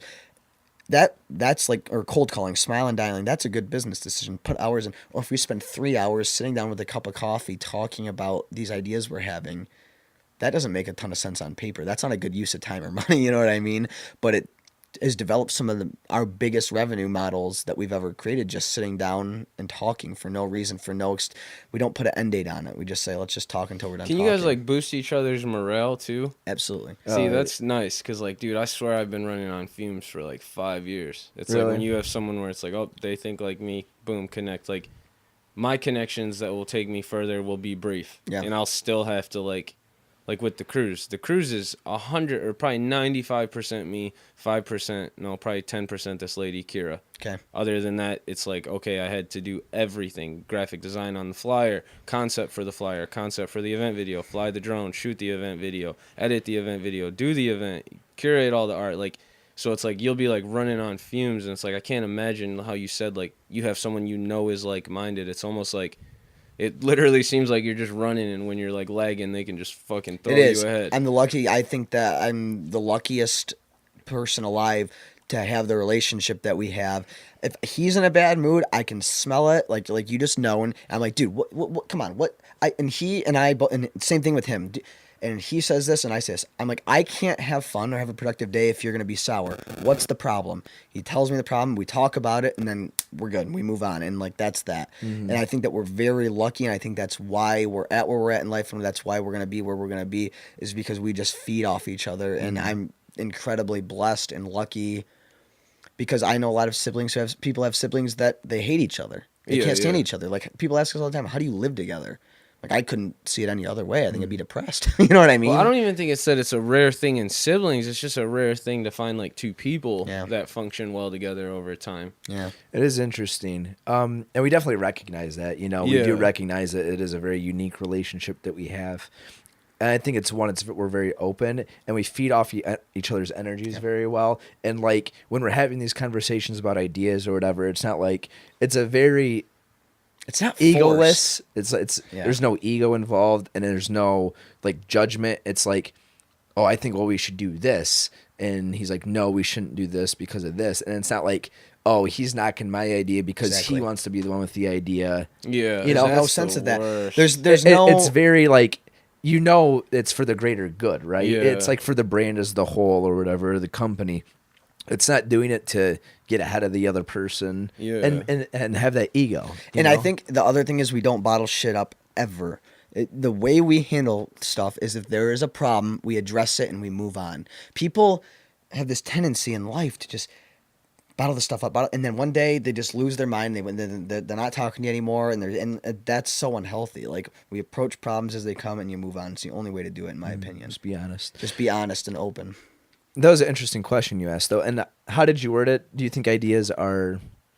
Sorry if that do wasn't they the just answer you were looking no, for. I'm just but always that's no, how we no. work. I'm just curious, but yeah, I don't really Because I'd like have to hear you. recollection of forming ideas.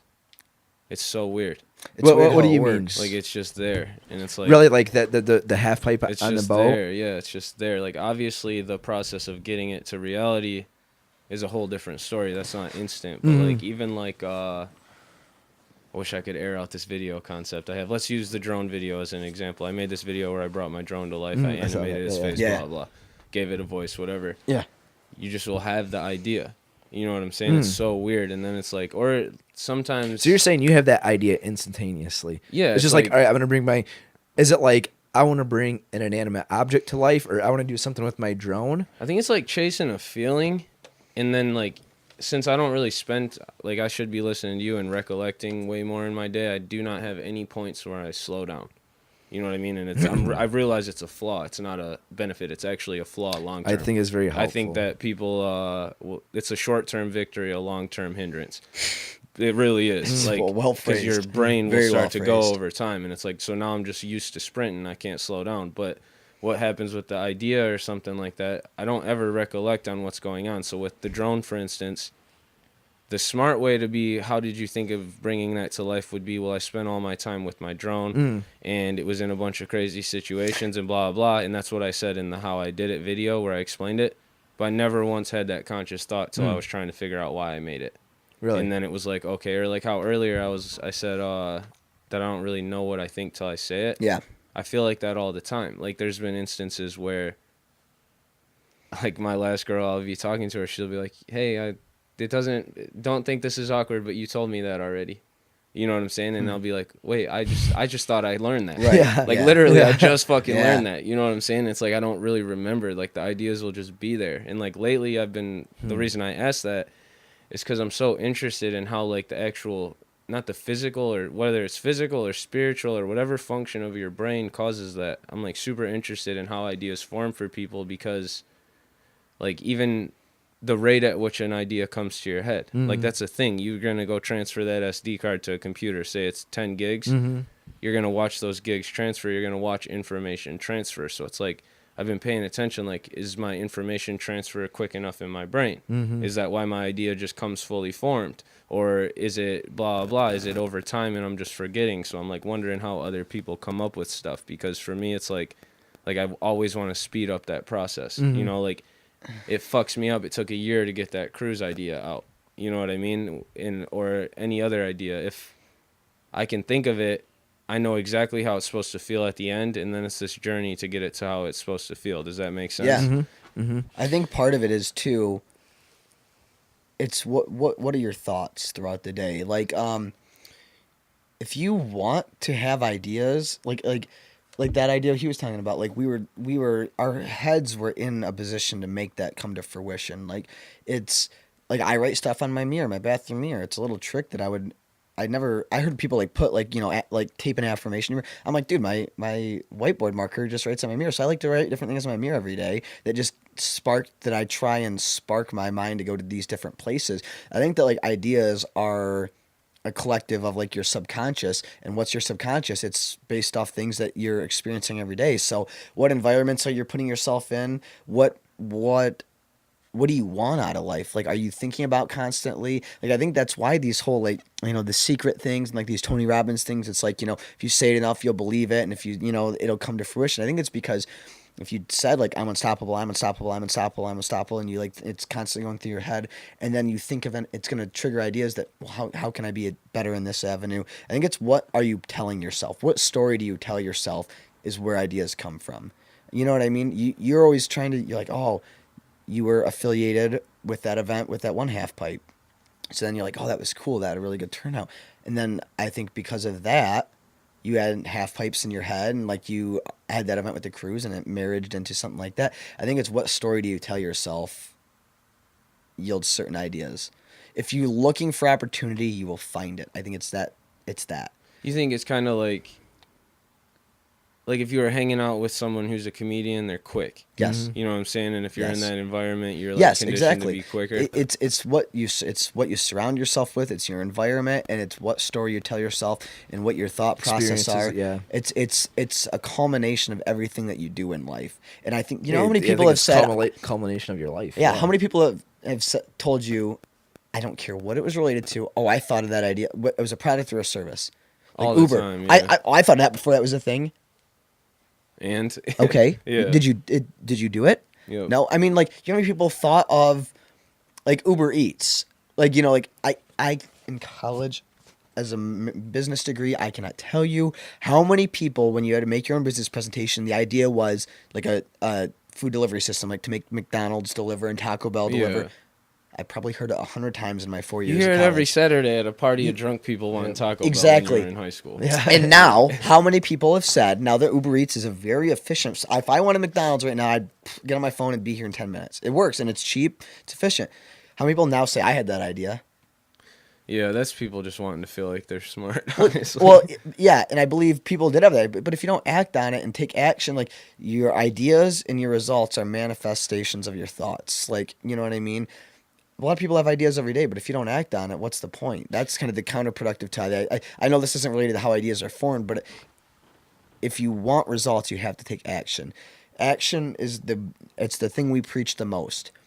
When we started, like, we wanted to be able to do photos. Our first 20 photo shoots, like, years ago, were awful. Like, we were so bad, but it helped us to develop the skills to be able to take decent photos now. Do you remember what that fear was like, though? Because when I get, like, DMs about stuff, it's like never people who are rarely people who are already there. It's always people who are just so scared to jump off the porch and try it. You're saying the fears of taking those starts? Where it was like, oh, I don't understand. When we were talking about podcasts, let's use that. When I was like, I had no fucking idea what the equipment was. I just started buying stuff and figuring it out. I remember that feeling being like defeating, but I just was so used to it.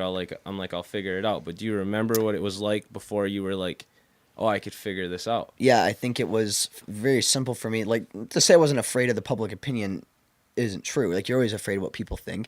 But it was because, again, I was doing it for selfish. I didn't do it. I did it because I wanted to learn how to take photos. And it wasn't, and I was never, we've always had a small following, so it was never about the likes for me and what people thought. It was, I wanted to learn how to take photos, one, because I thought it was fun, and two, so I didn't have to pay a photographer. So I knew every time I did a photo shoot and every time I published and people gave me criticism, it was going to make me better, and it was going to push myself forward, and that's another skill I learned, a lifelong skill, like photography. And I'm not saying I'm a great photographer, but I'm better than I was a year ago. And I think that's why that fear wasn't really a prevalent factor. It's because it was a selfish thing. I wanted to be good at photos, and I didn't want to pay a photographer at the time. We couldn't afford to. We'd been in business for 3 months. We realized how expensive it was and how little money we had. So it was a selfish business solution and a personal gain. So there wasn't a fear for me of, well, what if people don't like these photos? When we started doing videos, we did it all on a GoPro, and then it wasn't, well, I mean, I wonder if people don't like these GoPro videos. It's, well, now we know how to use editing software, and we went out and bought a Canon T3i or whatever it was.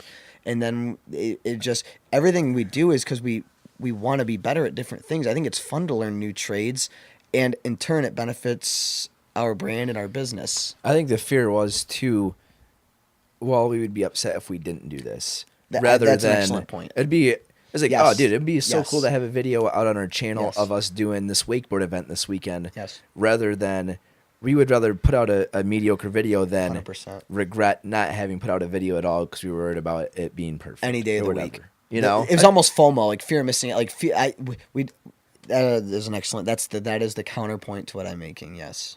I just wonder more in the aspect though of like the intimidation of not knowing if you could figure it out. Like, do you know about cars? No. Okay, I don't know anything about cars, right? And like a few years ago, I would be like, dude, I don't know. A mechanic's got to figure this out. It's like, it's a fucking physical piece that moves and serves a purpose. You can fucking figure it out if you could figure out something else that you figured out. You know what I'm saying? So it's like, when people are starting photo or in the camera so intimidating to use, not an iPhone, like an actual camera to set up, I just think that hurdle, almost like the entry level, is pretty high. Let me to walk you where- through. This might give a better answer. Let's talk about the camera, because this is a good conversation. This is what I did. This is how our process works. We wanted to start. We were hiring photographers, and when we started our business, we didn't take money from everybody. It was just bootstrapped from all the money we had, the two of us, which wasn't a lot. We realized the value of photo content and video content and how expensive photographers and videographer was. There was a very apparent gap. We needed it, and we couldn't afford to keep doing it on the frequency we wanted. I want to take photos. We looked at the price of a photo. We're like, well, for 3 photo shoots, we could just own the camera. Yeah. Called my cousin who's a photographer. She does portrait, wedding photography, all this stuff. What do I need to know? She comes down. She gives me one of her cameras, which it was actually a very expensive camera. I didn't know anything about cameras. She goes, 3 things you need to know. The exposure triangle. You can look it up all on YouTube. It's a balance of ISO, aperture, and shutter speed. If you can learn to manipulate those 3 things, you can start taking pretty professional photos. So what did I do? Instead of reading a camera manual, I knew it would be quicker just to have somebody explain it to me. And then I watched a few YouTube videos, and then the biggest thing is I didn't try and learn everything about it. I just went out and started taking photos.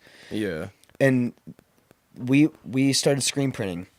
Same thing. That one's intimidating. I've done Bro. it too. All right, so- Isn't that because that's actually like a measure of the chemicals and the timing Yeah, for we making had- the screens? So knew that was the nothing. biggest probably. It's discouraging. That Well, we one. were paying a screen printer, right? Like anybody Yeah. does. We were paying a screen printer, and same thing. We realized, well, we can manage our inventory better, and there's Come no out with lead times, smaller and there's runs. prototypes, small runs, because it's all economies of scale. The more And you shirts- don't gotta buy minimum orders if you could screen it yourself. If exactly. you run out. So that was We the could do- inspiration yep. behind it, and so we bought our screen printing equipment, and it probably took us 3 months to figure it out, and Dude, it it was wa- painstaking. it and- did. and we used YouTube. So many YouTube videos. And we went to our local. I was one of my friends from high school. His mom worked at a screen printing shop. They were very nice. They invited us to the back, showed us the whole process. But you still don't learn until you really do it yourself with your own equipment. We made our own exposure unit, our own light box with UV lights. We saved money every way we could, and we just used YouTube to figure it out. And eventually, we were having a problem. You reached out to the guy who made the YouTube video, and he called us and told us what we were doing Some wrong. dude in like That's Ohio. so sick, dude. Shout out people who do YouTube Dude, it was. tutorials. oh dude. my god! I found this guy and we were like, well, first of all, it's like we knew we wanted to do that because we're young and we wanted to control our inventory. We wanted to do no minimums and all that shit, right? In basic business advice, you have 2 things in life: money and time. And the more successful you get, you have less time, but you have more money, so you can hire people. But at we first had, you we need that had nothing flexibility to but do it time. yourself. Right. We had little money and nothing but time. So like, all right, we're just gonna learn how to screen print. We can control so much more inventory. We need to do this. Bought the screen printing equipment, right? And in the back of our mind, it was never like fear of failure. It's like, this is kind of how I think. It's like this dude that has a high school education, whatever, works at a screen printing shop and figured out how to screen print. We can figure it out. That's- You know, that's- it's like if yeah. somebody else can figure it out, why can't we figure it out, Yeah. right? So we bought the shit, watched 100 YouTube videos, whatever, Googled a bunch of stuff. How do the emulsion and how long do you let it go for? And we built our own light box. So it's like, does our light box even work? You know what? Yeah. Why isn't our shit working? Why is it all bubbly? All this stuff. We're outside like blowing out our screens in the middle of daylight, like with the sun. Yeah, So like we're like, why isn't this We had working? the garage all dark, like we just we didn't have we the could foresight. we could lightly see our design, and I call this guy. I'm like, dude, like I watched like all your YouTube videos, and this is where we're at, this is each step we do, this is how we do it. And he goes, well, like, where are you blowing your screens out? I'm like, just outside, with the garden hose. And he goes, are you doing this like during the day? I was like, yeah, sun's out. He goes, like, you're exposing you're ruining it before you have a chin. Your screen. And he goes, oh, so then we'd be doing it at midnight, and our neighbors, the sound of a power washer shooting a silk screen is extremely loud, and right next to our neighbors. And but anyway, we figured it out, and off that, we were able to come out with stronger lines, manage inventory. We even started another business where we would start screen printing for local businesses in college just to make some cash to fund the brand. And since we had nothing but time, we undercut every screen printer's price because we could afford to, because we didn't have to pay rent. We were in our parents' garage, and we didn't have any employees. So we were able to undercut everyone's price and make money, and all because we taught ourselves how to screen print. Now we own the equipment. Bada bing. I think it's a very interesting question, though, that you asked. How do you form ideas? Is it like a little seed, or, is it like instantaneous? Because the thing that always blows my mind that I think about, anything that's ever been created, Steve Jobs, anybody that's invented anything, has been a human, and they've come from ideas. And all these ideas that we have, anything we act on, anything that anybody creates, is in your head somewhere.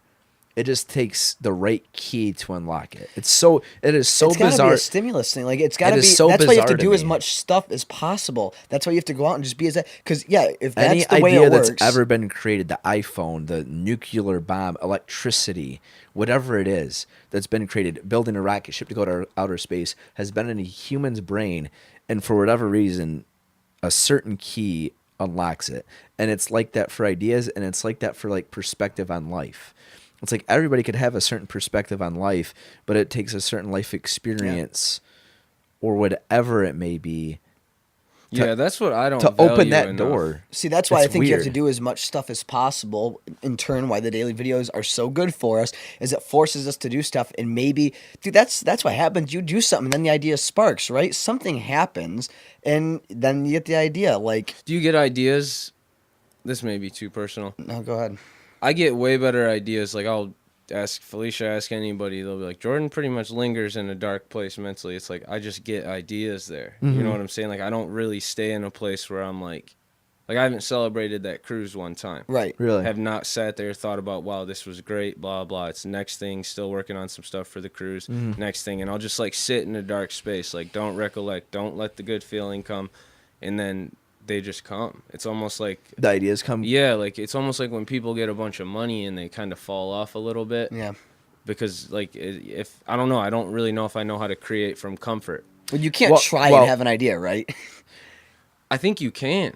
Maybe. I mean, I can't. Like, it just has to happen. Like, but I guess maybe we need an example. Like, I don't know. I've been in situations where, and this is why like I've been bridging into consultant work for my clients now too. Is like someone will just say something and I just will have a response, and then it'll be like, "Did you ever think about that?" No. Okay, you know what I mean? So it's like maybe you can condition it to where the idea comes out faster. Oh, I think it's like anything. If it's not coming from nowhere like I'm thinking it is. It's like I just don't have to think to the step to get it there. I agree, because I think a lot of times people ask you for advice. It's different versions of things you've already thought about and executed. Okay. Because it's like, yeah, if I can do 100 push-ups now and I keep doing push-ups, I'm going to easily be able to do 200 and not even think about, well, can I do 50 again or 25? You know what I mean? I think because people call us and like, what would you do here? I'm looking to get started, and I don't have to think about it. Like, it's just a response. I think it's because that daily video built stamina like crazy though. yeah, Like that's what people don't realize. It's like your creative stamina is different or your Yes. output's different. Like you actually have like stamina in that realm. I think what you just said is better than I could have phrased it 100%. The reason you don't have to think when people say, well, what should I do here, is because your mind is thinking of probably things a billion times more ahead and complicated to the stage where they're at, so it's so easy. You know what I mean? Like, like the getting started advice, or like, what move do I make here? You're where you're at with your own brand, business, and life is so far probably ahead of what the problem they're facing. I mean, it's like breathing for you. But then it's like I don't, and this is not me speaking for you. It's really, if you feel differently, just say it. But like, you will hit a glass ceiling on how hard you can work or how many ideas you can have before you have to just focus on efficiency. It's so weird. Shiny. Are you saying like shiny object syndrome? Like, eventually you have to stop chasing ideas and execute a No, few? eventually. Okay, there's a certain point someone's going to work out to where their body can't get much bigger. You know what I'm saying? And there's a certain point in your brain that your brain can do these things, and then it's like, okay, now I got to learn to do them more efficiently in order to be effective. I think the way I would mitigate that is, you get to the certain point in your bodybuilding and you can't get much bigger. So what should you do? Start getting flexible. Yeah, that's yes. I think it's a balance. It's exactly. It's like start doing yoga. Yeah. That's exactly. But maintain that body mass. Yeah. Don't let that yoga kill that chest that you've been working your ass off for. Look, in terms of size though, or anything, everything is efficiency. Yeah. Like you don't want to be that guy that got too big to where he's slow. Right. You know what I'm saying? The perfect It's point to be at balance. anything is floating in the gray area where it's like you're big enough to where you're very strong, but you're not too big to where you lost your speed. Right. It would be. That's very well said. Thank you. Yeah, that was very well said. Well, and I want to go back to you talking about like getting ideas out of dark places. Wait, sorry. Yo, go ahead. Still haven't said a thing about rooftopping. This is a blessing. Right? I know. See, there's so much more to this guy than you would ever know. But you got something here that you can't get off his Instagram account. That's the beauty of the podcast. Right? The long form interview. This is how we started. We're coming full circle. That's so. And this is a great conversation. I'm really enjoying this, and you've opened up my mind to a lot of different just thought processes. Me too. I'm gonna have some weird dreams tonight, man. A lot of ideas in the morning. You still have dreams too, though? Absolutely. Oh yeah. Oh yeah. Really? My mind is a strange place, dude. See, I wonder though, is there like a max dream? out point? It depends. I think there's a max out point. If I'm creating too much, I'm not dreaming. Really? It's almost like my brain isn't. I don't know, because they say you dream even if you don't remember it. Right. But like if I'm like highly in an export mode and not intaking anything, I don't dream ever. Really? But if I hit that point where I'm like intaking, then yeah, maybe there's like spare thoughts when I go to sleep. I don't know, and that could be way wrong. Do you? Before we transition, because I want to continue the dark places thing, and we have more stuff to talk about. That's episode. The Felicia's gonna be listening to this like fucking Jordan, dude. You did it. You ruined it. You ruined it. Do you ever like notes, jot things down, hard copy, journal, anything like that? I used to. If it's a fully formed idea, like I said, like I had an idea that I was trying to do for a short film. Brief idea. One night it just came to me. I wrote the whole script, everything, Oh, no. scenes, everything. I did it all. It just came to me after just 3 words of an idea I had.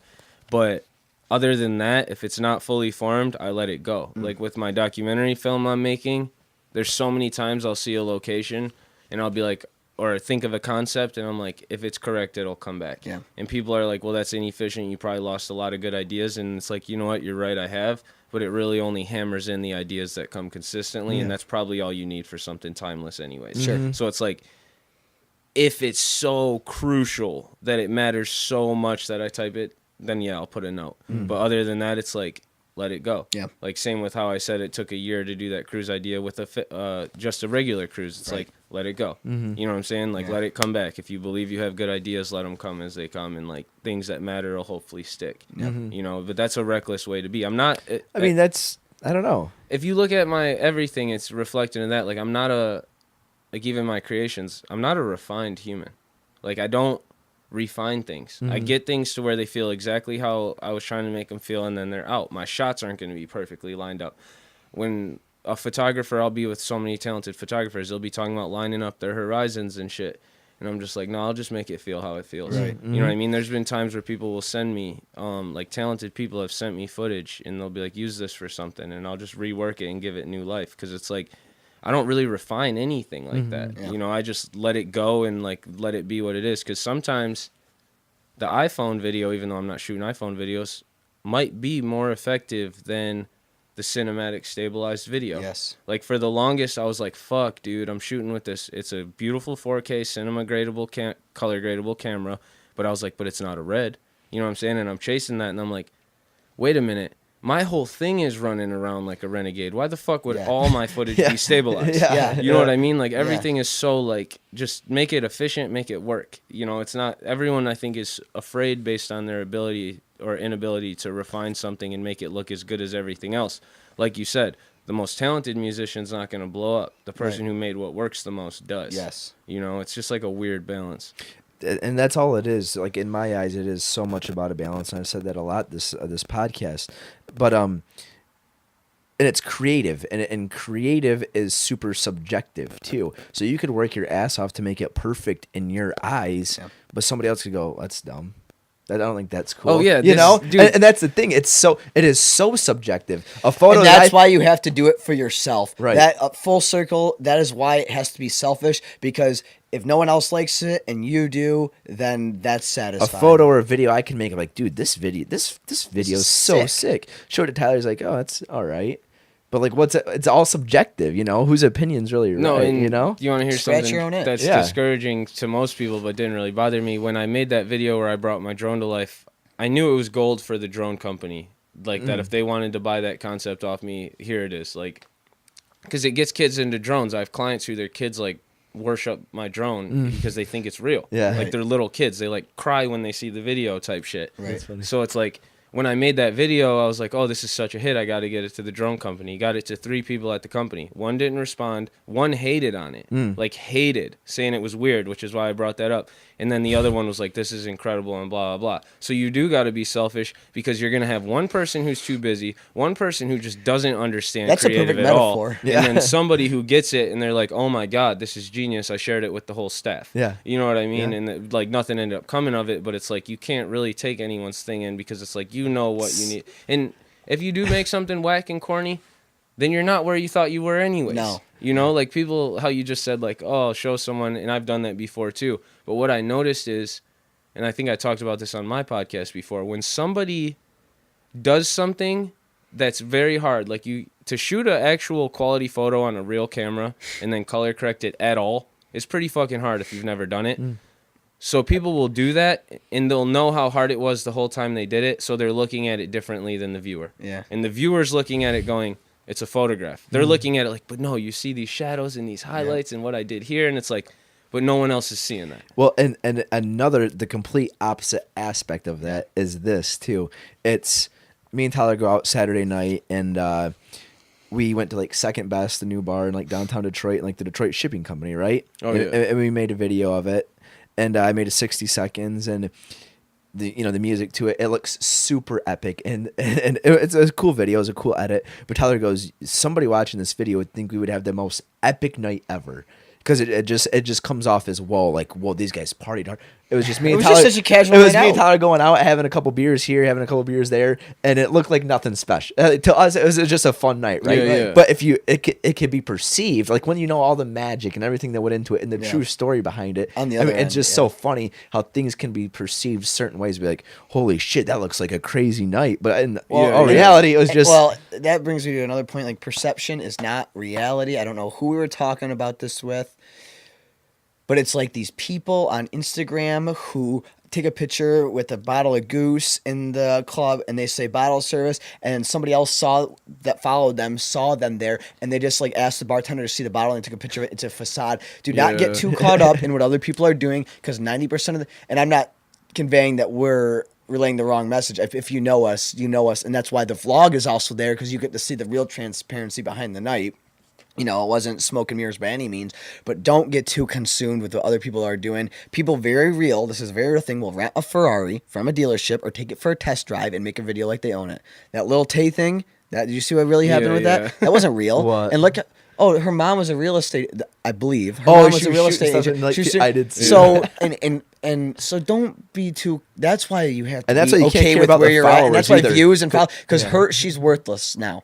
You know what I mean? No, she's but she does have attention. That's another conversation. She has eyes on her. But that's why you can't be too consumed about the little things. That's why you have to enjoy the process and be selfish. Be in your selfish. creation. I mean, Enjoy the it's- process, though, is like the kryptonite for everybody. see, that's something we get. You know, we like, talk it's about like, that a lot. Oh, fuck. Like, Are you saying for like outside people or for you yourself? oh no, for outside people, like Yeah, it oh, is. yeah. It is not the kryptonite for me, but it's painful for me. Like, I don't like the process. Like, I've been in it for so long, I don't like it. I'm conditioned now to where if things worked out for me, I could slow up and do more efficient things with more resources. So it's like I'm conditioned for the process, but to them, they're like, it's like telling them go work out. Yeah. You know what I'm saying? It's like, oh, you'll be physically big in 3 years. Yeah. Like, I need to be physically big now. Go, Yeah. get your health right. Yeah. I need my health right now. So Yeah. since I can't get it right now, I'm not gonna do it at all. Yeah, I'm not gonna do it Oh at all. my- Oh, Yeah. see that, Yeah. and like, I mean, we talk about like the process, and we try and enjoy that best we can. And like the biggest example was was it Memorial Weekend?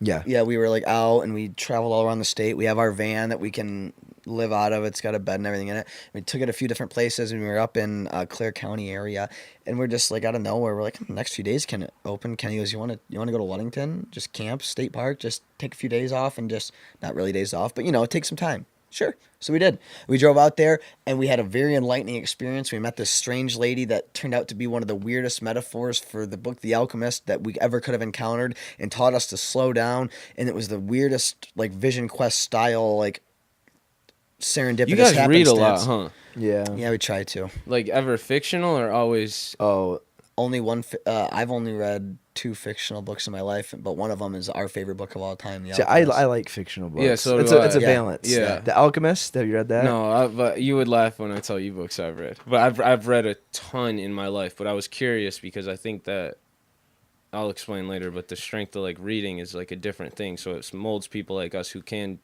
intake podcasts and Yes. long form information and But I was just curious if it was fictional, just because you have like a very efficient operational mind, whereas like mine had to be that way over time. But I read so much fictional stuff that my mind is like, I know that is what molded my mind creatively, Right. as opposed to thinking operationally. I had to learn to be operational. It's strange to me that I was turned off by fiction at a very young age because of. But before I get that, I want to close on that last point. The point is, in 5 years, we cannot. Well, we will it not be sta- able well, to it pick started, up. like- Well, we will not be able to just pick up and leave and go to Langton. Because in 5 years we might have this office and all these employees, and we just and on the way out there we're like, wow, how cool! Instead of being like, wow, I wish we had more of this and more of that, we're like, how cool is this flexibility that we don't have any real responsibility to anybody, that we can just pick up and leave for a few days and not hurt anything. Yeah. That was the enjoy the journey part. Is we enjoyed that part of the journey, and that was really cool that we could do that, and we can still do things like that. As much as we'd want more, we enjoy that we have that flexibility in our life now. Okay. The fictional thing, I think I was turned off by fiction at a very early age by school. It was seen as a task to read these fictional books and to do these things, and it really had a negative connotation because it wasn't read for fun. It was read and do a report and do all this stuff and overanalyze and don't take it for what it is. And sort of as a sophomore in high school, I had English class, and the first 15 minutes of English was you had to read. I talked about this in the last podcast. You had to read a book. It was like silent reading for the first, and it was the first hour of the day. So everyone's tired, and I told my dad, like, I don't like doing this. I goes, do you have any books on like self-help, self-improvement, or like business? And he gave me one because my dad's a big reader on stuff like that, and it changed my life forever.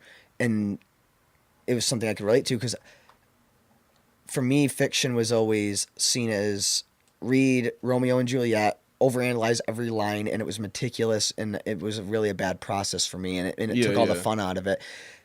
Or I could spend 15 minutes reading this book that would make me understand people better, myself, and how to get more out of life. And that set me on this journey, I think, of entrepreneurship, was really reading that first book, Dale Carnegie's How to Win Friends and Influence People. And for me, I think I'm like The Alchemist I love. The other book I read is The Hitchhiker's Guide to the Galaxy. Those are the only 2 that I can think of that are fiction that I've read offhand, because I think I was kind of conditioned to dislike that through school. Which No, I've never articulated that until now. But if I'm like, well, I can read and make myself a better, more efficient person, that's kind of cool. Which is strange because I'm a type A person. Like, that's contrary. What is that? What is type like A? high energy, selling, talking with people, interacting. Usually typically bad at discipline, but that's why the vlog's good for me. It gives me discipline. Typically my personality would like fictional stuff, but like I'm like, why do that when I can make myself a better, harder worker and more entrepreneur? You know what I mean? It's weird. Yeah, I think it's like a goal-oriented thing. Yeah. Because it's like you might be a focused entrepreneur, and those type of books are necessary for everyone. Right. Self-help, you need to learn about people. But I think fictional comes in when it's like, okay, if I'm reading, let's just say a book everyone knows. If I'm reading Harry Potter and Sure. I'm reading this explanation, I'm building this world in my head. You know what I'm saying? This thing doesn't exist. It's being described to me. I'm building this world in my head. You get what I'm saying? So it's like you're sitting there and your brain has to like, it's like those people who are like, I can see it in my head, but I can't draw it. Mm-hmm. You know what I'm saying? It's like, but they're like, but I can see it so vividly, right? Especially books without movies. Yeah. So I think it like, because now if I was to read a Harry Potter book, I'd see the action. Sure. Yeah, but when you're like first reading something that's not popping like that, you're like making the image in your head, and I think that's what molded. That's why I was curious how you work like that, or because my brain, I think the way I learned to make stuff is from having to build it in my head, and then from having to draw, or there's weird things. You've messed with Photoshop a lot. Yeah, mainly Lightroom. Okay, well, have you ever had, let's say, take a stupid example. If you thought of a funny video or a photo, you want to put your head on his body. Oh, in college, I do that to my roommate all the time. Okay, yeah. So then Yeah. you start realizing, oh, I'm mimicking life in order to make this look real. I have to blend things on his neck right. If there's too sharp a line, Right. real life doesn't look like that. I just think, drawing and reading are being forgotten, but, those are the ways we actually create to the highest level. I can't imagine people who don't read. I don't read anymore, but I listen to podcasts, but people who never read and are our age are even capable of thinking like this now. Well, that's interesting because I like fiction books, and I don't even really think of it like that. I don't think of it because, one, I'm not really artistic. I can't draw at all, in that perspective. So it's never, when I've read fiction, I haven't been, consciously thought about how do I, bring this character to life or whatever. Yeah. Me, I like the fiction because I think it really mimics life, and it comes back to this fake idea was created in a real person's mind, right? So it had to spawn from some sort of real life experiences or something like that. And I really like that the kind of power of fiction, that it can really be related to real life situations and experiences in your own life if you let it. Yes. If you're looking for it, I think. I think that's why The Alchemist is my all-time favorite book. It's about finding your personal legend, your true purpose in life, and the journey to get there, and looking at different things and no such thing as coincidence and all that. And me and Tyler were talking. I was like, that is my favorite book. And he's like, well, I think, you really like that book, and other people do, because they're looking for that in their life at that time. That's probably true. If the wrong person read it, they would hate it. Yeah, they think, oh, this book's stupid, Yeah, It's, it was timely when you found it type of thing. That exactly. makes sense, yeah. So I think it's a balance. But, I think that's why I like fiction books. And it's why do you watch movies, too, fake movies is a weird one, though, because with books, both are necessary, right? Both, you need the fiction and you need the self-help and the things about people. They are so necessary, you need both. And with movies, maybe they are too, but it's they're not spending Avengers money on documentary films. Right. You know what I mean? They're spending Avengers money on fiction, and in the movie realm, it weirds me out. I'm like, whoa, all the resources and money that we have to create things. Mm-hmm. And again, I fucking like the Avengers movies, but we got these dudes beating each other up in CGI. Well, yeah, but if you think about it, all the most highest valued people, the people who make the most money, where the most dollars are spent in the world, are for anything that provides a form of escapism. Call it NFL, call it actresses. Why are actors and actresses the most idolized people in the whole world? It's because it's anything that provides escapism, be it sports, movies, anything like that. That's where all the money goes. That's the highest valued form of anything. It's just insane, though, to think about the marketing dollars on something that actually, or even a song, you did that many views and that many numbers, and you actually did not even impact the world at all. You entertained the world undeniably. Right. You know what I'm saying? I like the Avengers, the new one. I watched it 6 times already, but it's it's entertaining. Mm-hmm. Did it change anything in me? No. You Is know there what's- another one coming like it? Yes. You know what I'm saying? You know what's strange is how movies are so well regulated. You can't pirating movies. Have you ever tried to watch a pirated movie online? It's Yeah. very hard to do. It is very difficult. They are on top of it. They take it off. There's very strict laws and strict punishments. The music is not that way. Their at all. business model wasn't as mature, though. That's why. Yeah, but how crazy is that? But Yeah. still, even in 2018, you could get any song you wanted for free if you really Yeah. wanted to. Getting you could get the high quality version of any song you wanted for free if you wanted to right now. Why Very are easily. you saying it's harder or easier for music? It's not that it's easier, it's that the business model wasn't as matured as film when it happened. There's actually it might have been Steve Jobs talking about it, why he put iTunes how he did, but I don't think he went into this, but in my opinion, we didn't value it enough. Music is water. We listen to music every day. Who cares? Who the fuck cares? You know what I'm saying? I actually feel like that. It would almost be sad to be a musician in this climate, because even though the highest level of rapper is worshipped, you're not worshipped for the value of what you make as much as you are how people feel for themselves when they listen to your stuff. Yeah. You know, like with music, it's like It's underappreciated a little yeah, bit. yeah. Like you might put music before this video, you might not. You might listen to music in the car on the way to thing, you might not. Like What you said was very important, and I'm sorry to it's interrupt, fine. but that line, "Music is water," very true. I never thought about how you just listen to it almost all the time. Continue, but Well, I was like just really talking wanted to to touch a on that. rapper on my podcast the other day, and I was explaining to him, and he said he never thought about it like this, and I'm like, that's weird because I'm not even making music, and I think about it like this. Yeah. But back in the day, and this is like when I said earlier, look back, and that's how you can figure stuff out.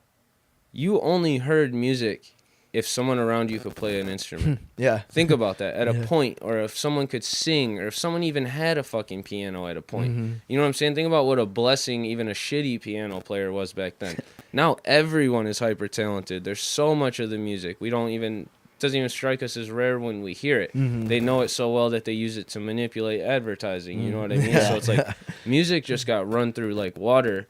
And the reason it's so prevalent is because the entry level barrier to making music is low. Oh, yeah. Lower than video. Mm. And it's more consumable the same way podcasts are more consumable than books, because I can do something else while I'm doing it. Yeah. You can't really do something else and zone into a movie. It wants you sonically and it wants That's you very visually. interesting. you know? I've never. You just really shifted my perspective on that. Is so strange. I've never really put effort into thinking of it, but that you phrased that very well. Well, when you were like, I asked you about, do you sit in silence? It's because like sometimes I just wonder like people's process and if they're realizing like, and I'm not realizing it. I abuse content too. You know what I'm saying? I consume too much. I consume too little. But I don't think like we even realize the value of it even when we like something. Yeah. You know what I mean? Because it's like, how long is it gonna stay? I've listened to a song I found the other day. I looked at my iTunes because I listen to music weird, 300 times in the last 4 days. Wow. So it's just sat on repeat while I'm doing something. Literally Yeah. repeat. And a year from now, I'm gonna forget that song existed. You know what I'm saying? It was like just a little jump start to a moment. A movie, you're not doing that. Yeah. You know what I'm saying? You're seeing a movie, you're locked in. You're forced. If you're not paying attention, you're off the rails. Yeah. You know what I'm saying? Music, you can go in and out because the subject matter switches, blah, blah, blah. So with movies, to reel that in, the business model's more mature because the actual act of it takes more. You know what I'm saying? Like, I have to do a lot more to do it. You know, I don't know how it speaks to pirating. I really don't. But that business model was just more advanced. They had different distribution models in place. Like, It is interesting. It just is interesting to me that it's not cracked down as hard on music. Even with all you said, how could they do it, though? I don't know. But how can they? People Or do it would with you songs. even do it at But this people do it point? with songs. But they don't Maybe value... because a file size of a song is much easier to it's taken down, put it right back up. But a movie, to have a version of a movie constantly published, if people are taking stuff, that maybe it's. I mean, more what do you work. consider a movie though? Because everybody's creating music. I'm right? talking about like Right, but I mean, there's different like everybody that creates music is on Spotify. Movies, like you create movies, we create movies. There's different levels of movies. There's a minute long movie. There's a 20-minute long movie. You can make a movie and put it on YouTube, or there's movies that are produced by Warner Brothers and all Right. these. Studios. Everybody that makes music, Cardi B and my neighbor that makes music are both on Spotify. I'm just You saying, know? how Yeah. do you? I feel for the artists, the musicians. It's, you know what I mean. Like I feel like You probably got to feel just for the quality ones, because like when that. Yeah, no, for sure. Yeah. I feel for the quality ones who already have managers who are skimming off the top because they take advantage of young musicians who don't really know how to sign and all this stuff, and they make these deals that they can't get out of, and next thing you know, the only way they can make money is concerts because their plays are getting nothing and they're getting illegally downloaded. This was more the case a few years ago, before Spotify and Apple Music streaming is the way of the future. Yeah, but still, they make like for 1,000 songs, I think it's like 3 cents. Exactly. So 1,000 plays. 1,000 plays. So I guess this is my point. It's not, why is movies less regulated? It's, I feel bad that I feel like artists are getting robbed a little bit in today's climate, when it's not the case with these big production movies. It is somebody like I just usually rent movies, but I remember like in college, like we wanted to watch something that was out and we couldn't find like a pirated form. I'm like, wow, this is incredibly difficult. Yeah, and you actually have to have a program in most cases. A song you can literally go YouTube to MP3. That on a easy. website. That's Yeah. easy, and you Yeah. have it at the highest quality. I guess that's the point I'm making. Not, Yeah, it I is- think you it made is good for the- counterpoints of when I said, why is it? You hit the nail on the head. I guess it's more me saying it's really shitty that it's kind of like the Wild West, and I think that they're Well, it affects they're the getting smaller taken guy advantage of a more. little. Yeah, and Because if somebody did that to Cardi B, I mean, I it think really they're just doesn't taking matter because advantage. she's They're getting got. taken advantage of a little bit, which kind of sucks. And it is like taking advantage, but it's like, okay, say someone like me takes your song or let's say you guys make a hit video, does 1 million views. You used a song that was illegally used. All right, she just got 1 million spins. Sure, She may and not it is got getting the money, listened but to. yeah. I guess I was just going in contrast. No, I totally think you're right. It's Yeah. just weird with music for me because it's like, do you remember before you could download stuff at all? Like, I remember very, very vaguely being a kid and not always liking all the songs on an album. And even as an adult, I don't like all the songs on any album. When they went to take music to iTunes, when Napster was a thing, it was this big thing where, like, Steve Jobs had to persuade them to sell individual songs and not packaged albums. Yeah. So it's like, I think that bred from, there was just so much bad quality and they would just make a hit and then sell it off the hit. You get what I'm saying? Right. So then yes. it waters it down to where we're like, okay, well, now you guys got to settle for just one person buying one song. So then it devalues a project. Right. And then once the project's devalued, it turns it down to, okay, now music is these small moments. Right. You know what I'm saying? Like, I don't know how you guys listen to music, but I can hardly name 2 artists that I like every single song on their projects when they come out. Oh yeah, for sure. You know what I mean? So I think it's just like music's a weird realm, you know? It's bizarre. It's just high frequency vibrations of sound. Well, it's crazy Of, how- molecules, man. It's crazy how it can influence a video. Like, that is like emotion in a video. If you want to like shoot a video and throw one song on it, it could look like an epic video. If you want to throw another song on it, it can look like a melancholy video. It's just like, have you seen that video of The Shining? And they take, have you seen this? No. I'll show you afterwards. They take the Shining trailer and instead put like happy, like upbeat music, and they have a guy re-narrate over it, and it looks like this like fun comedy film. It's hilarious. That's It's crazy. incredible, and that's the beauty of a score. Well, do you ever see like the most highly talented, like the documentaries you hear about that really like shift things? It's hardly ever like music or traditional music. It's usually sounds. Yeah. You know what I mean? It's usually like some weird combination of sounds that it's like, yeah, that might be music, or like it's never like I've never thought what we're about hearing that. on the daily. Like, That's interesting. if they're spending all this money on these Avengers movies, you're gonna assume they're gonna get the highest level of taste in music, right? And they go get like cinematic fucking organ choir sounding shit. It's never. I mean, they're never using Uzi. You know what I mean? They're never using Wayne. Or in that movie Django, they used a Tupac song. It was the most epic moment ever because you're like, no fucking way did they have the nerve Well, to... I'm the biggest Tarantino fan Oh, ever, okay, yeah. so- Well, that was like he knew what he was doing. That was a genius move. Or that Rick Ross song. It's like he knew what he was doing. Yeah. It's like, but Or, you never... on the contrast, my favorite part of that movie is when Jim Croce, I've Got a Name song plays, when Schultz, it's the best scene in the movie in my opinion. It's so deep on so many levels. When he goes, Django, I'm going to free you if you do this bounty hunting with me for a few years. And Django gets his own saddle, and they're walking out of the shop, and he looks at him, and he looks away, and he looks back, and he kind of Schultz smiles, and he's like, and Jim Croce, I've Got a Name's playing in the background. Django throws the old saddle off the horse, puts the new one on, and they ride off into the Montana mountains sunrise, and like that whole like thing of like his journey of kind of becoming this free, independent man. And then they use Jim Croce. I love his, it's classic. It's such, that song means so much to me now from that movie scene, because that's what Tarantino does. He uses real pop culture music and songs in his videos, and it does so much for me. Pulp Fiction, I can Kill Bill, all these songs. Oh, so he has a history of doing yeah. stuff like that? I just saw a video on he- Facebook of Logic, the rapper, and he's got like a tattoo right here that he got in like Tokyo or whatever. And he goes, I got this because Kill Bill is like my favorite movie of all time, and Quentin Tarantino had some dude from Wu-Tang, I don't remember who it was, like score the soundtrack. Okay. And he goes, that is why I got into rap, because I found this guy that was from Wu-Tang, and I found Tribe Called Quest and Nas and all these That's other crazy. guys that he got into rap because he liked the Kill Bill soundtrack or whatever. This is what he just... Wow. Here's that's what one he for you. said. His very first... Okay, this is... does he have a history of doing this? Yes, you ready? His very first movie, Reservoir Dogs, that made his career. Have you seen Reservoir Dogs? I've seen it once. Okay, I got it. You can take it. It's such a great movie. He spent... I wish I had the number in front of me. And the majority of his budget getting the rights to Steelers Wheel Stuck in the Middle with You. The majority of the movie budget was spent on the one song alone, because he That's said it crazy. would make or break it. And it's when he does that torture scene, and Mr. Blonde is Michael Madison. He's going to cut the guy's ear off with the straight razor. He goes, I heard that song, and he goes, I knew it was right for that scene, and I think he spent over half the budget getting the rights to that song or something, because all of it's really shot in like one room. It's a very slow budget film.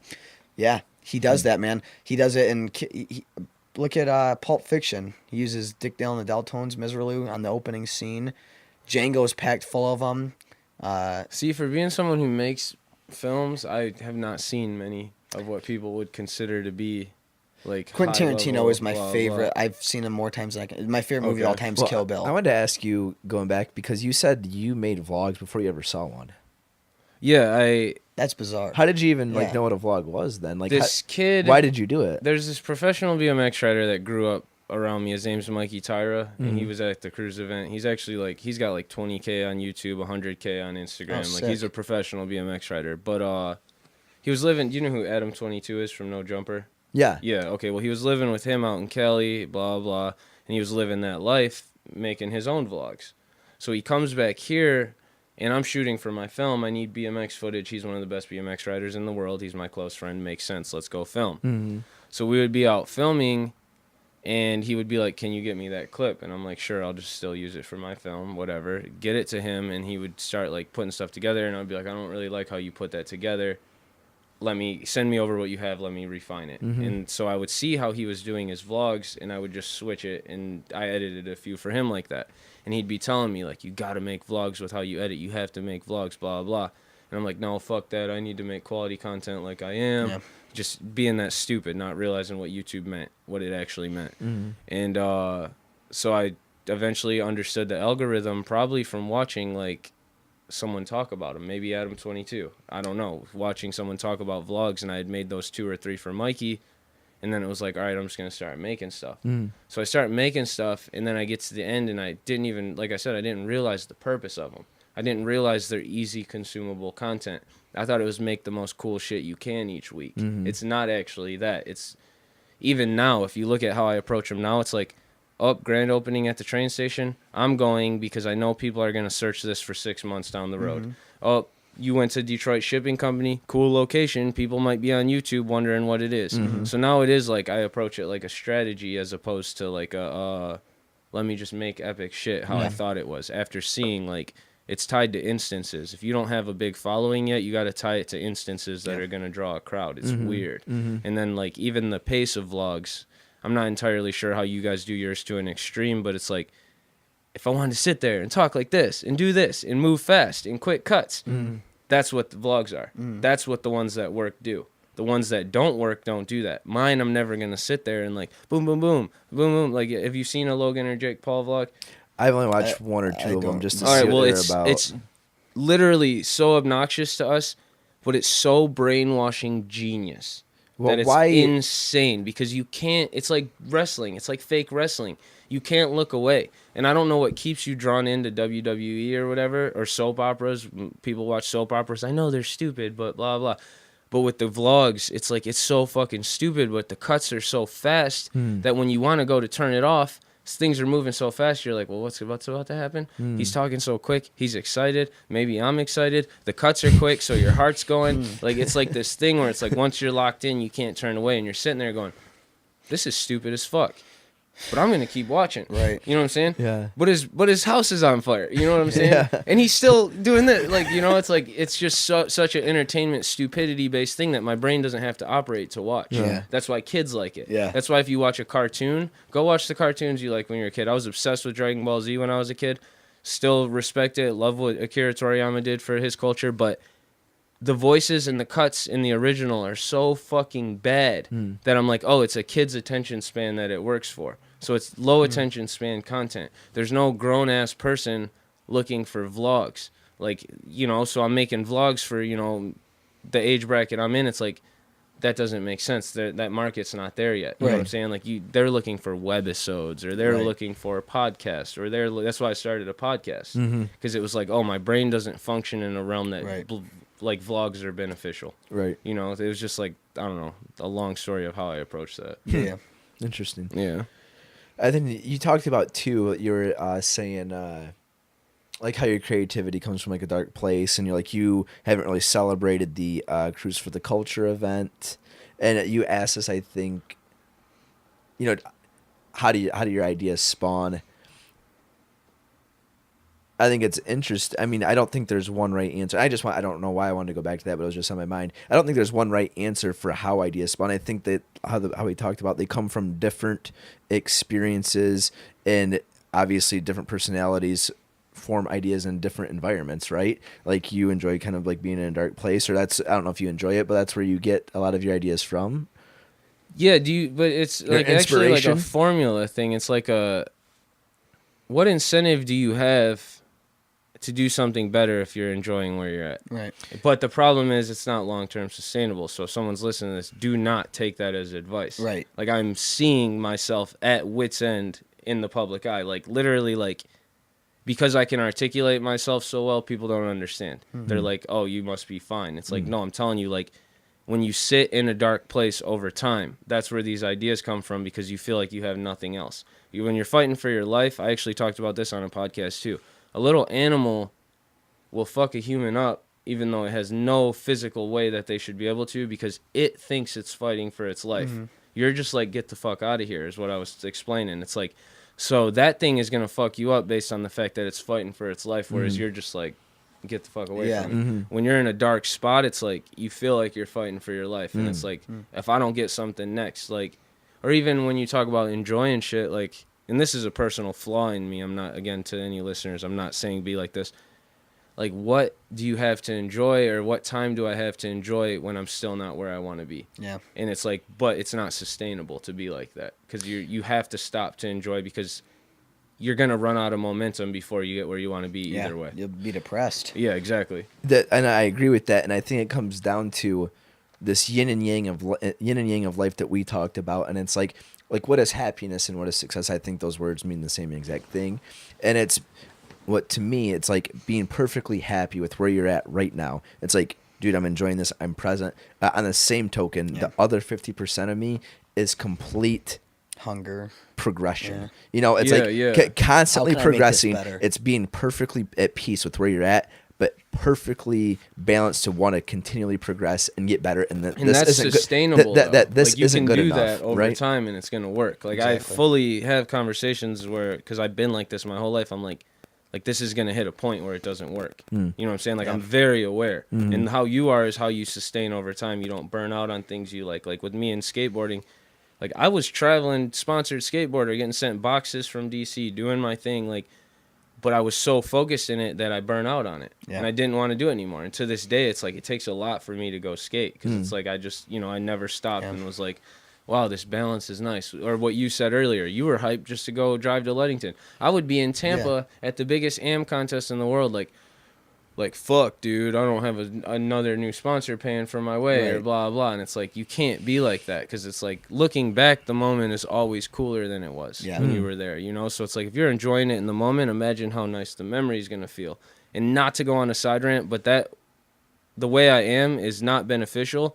But I've realized, and I haven't got to this point yet, there's something to be said for people who don't reminisce on things because in my head, I think people can milk their memories to where they don't mean anything anymore. Sure. Like if you sit there and reminisce too much on your successes, then it's never going to inspire you that you did that again because you just drained it. You know what I'm saying? Keep playing a VHS and it just keeps getting worn down. Yeah, and eventually it's like, well, or even when you watch or listen to a song enough times, eventually it don't feel the same. Right. Yeah. Like when you're sitting there thinking about your good memories like that, like eventually they don't feel the same. It's like I'm going to face my good memories in like 10 years. I'm going to be like, damn, dude, like cool. Mm-hmm. Well, so I think that's another reason why I enjoy vlogging and putting videos of our life out every single day because I literally I'll have a record of like my entire life. I don't plan to stop really ever, you know what I mean? So I think that'll be cool to look back.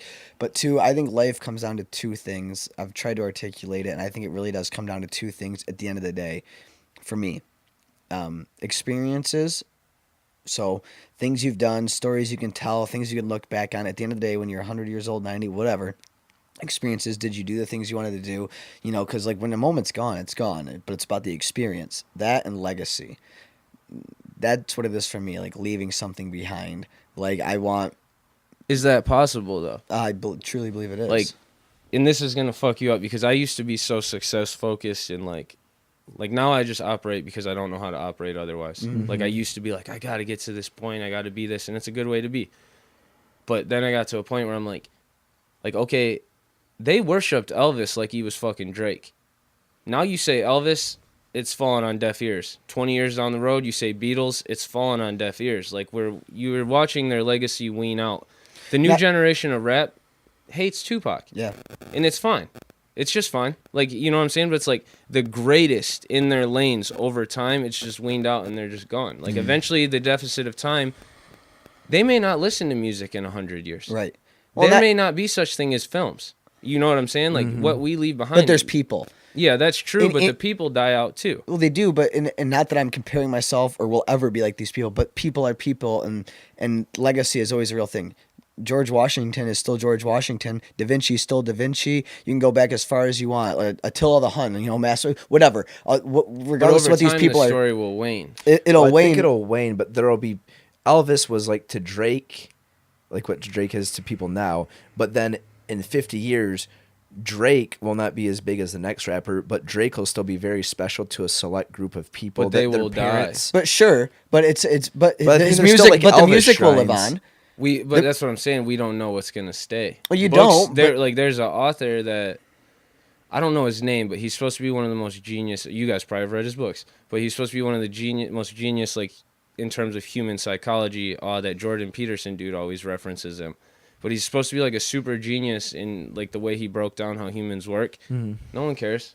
No one reads books. We're a select few, And I'm not negatively downing it, but I'm just saying, given the deficit of time, like George Washington may still be a parent. In his time, everyone knew who he was. Now it's waned out.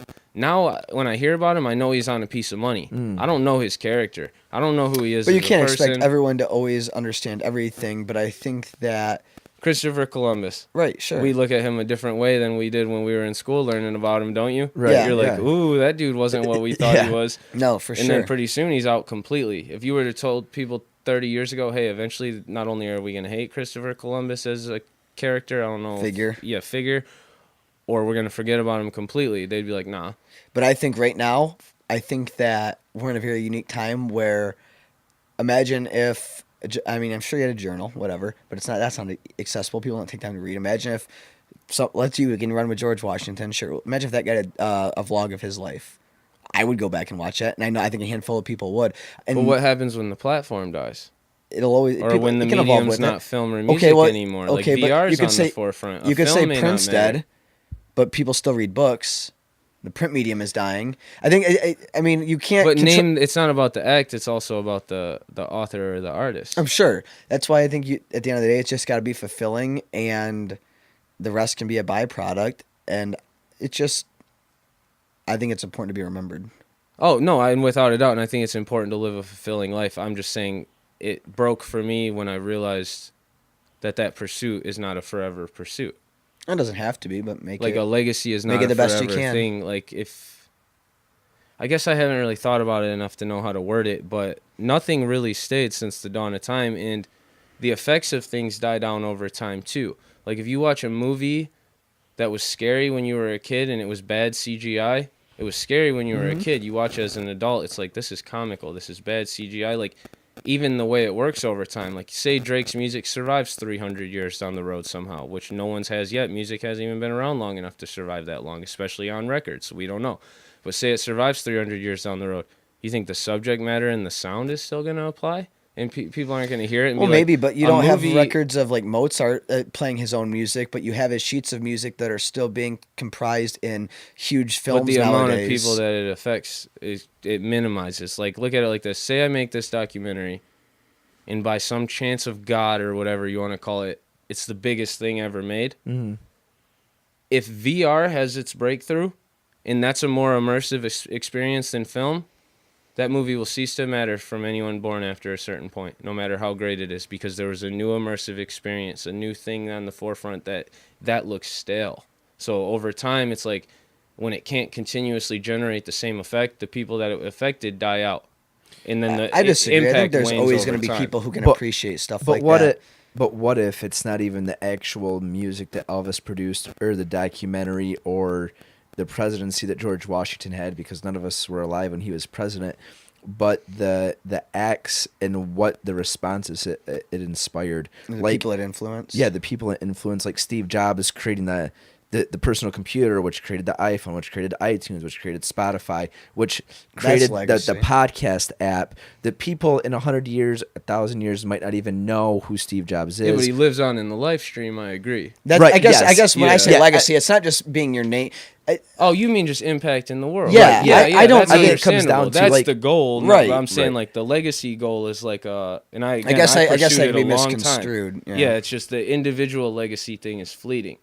Like, but yeah, you're right. The actual impact you put on the world is a different You conversation. don't know what kid will use an iPhone for one podcast or a viral video that could change the course of humanity, whatever. You know, well, look at it. How much do you appreciate Henry Ford? Be honest.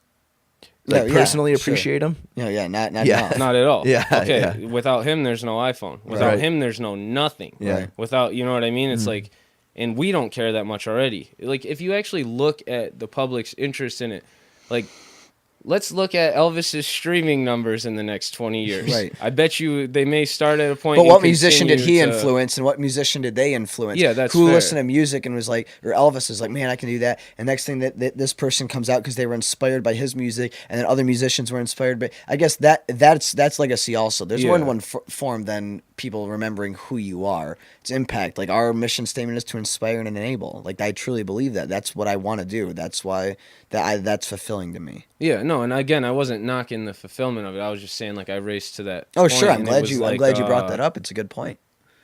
And this is another disclaimer to people listening. Like, I'm not saying the way I think is what works. I point out many times I think there's like flaws in my thinking, and another one is like in that realm. It's like, if the impact's not sustainable over time, then why are we putting so much of our life to it? You know what I'm saying? Mm-hmm. It's like, well, That maybe chase our can be minds work in a fulfilling. way where we can fix other people's, right? Maybe they do.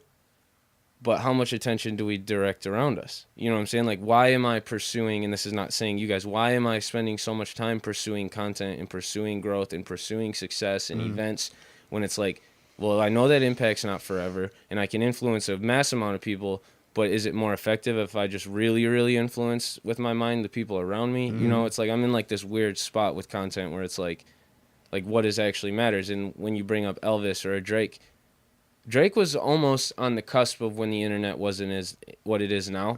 Nothing is going to last now that the internet is here. Zero. I don't care if it did 2 billion views. We will forget about Bieber soon because we see so much content that it's what have you done lately? You know what I'm saying? It's like there is no impact anymore. There's no classic anything. There's no new classic album coming out. There's no new Beatles. There may be people more talented than the Beatles, but there's no room for it. You can consume too much. Back then it was, listen to the Beatles or your 10 other options. Now it's fuck the Beatles. There's 20 million kids on SoundCloud. I'll go find the sound. But there's still plenty of people who love the Beatles. Oh yeah, but it's waning. Oh, I know. I agree. Yeah, I'm just trying to keep it. But what if also? No offense to the Beatles. Oh no, but you're Paul, if you're listening, you're saying like comparing just like different lives and perspectives and like why do this in like the short term, like make the daily videos or whatever, and you say, well, this is how I do it, but I'm not saying this is right or what will work for you. But it comes back to, well, it doesn't have to. People listening can take like our perspective of daily videos or yours of vlogs every week or whatever it may be. Our way isn't right. Your way isn't right. Your way is right for you. Our way is right for us. And anybody listening can take what we do with everyone, the best of both worlds, and tailor it to what works best for them. It's like listening, like asking your best friend, what should I say to this girl? Why would you do what your best friend says? Why don't you just do what you say? Why would you do what we say? Why would you do what you say? Take the best of both worlds, listen to both of our perspectives, because the only thing that works best for each person is what works best for each person.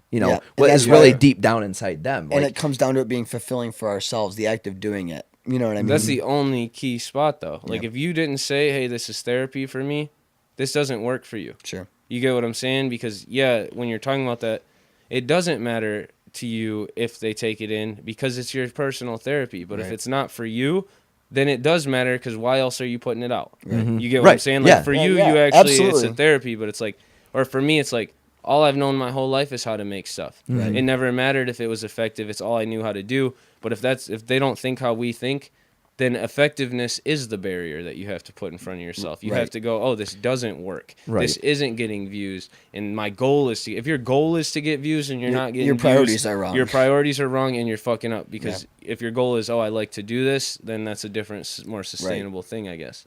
I don't know. It's a weird world of content. It is. There's a lot out there. Well, I mean, Speaking of which, there's videos of, may or may not be videos of you doing some things on rooftops. You want to talk about that?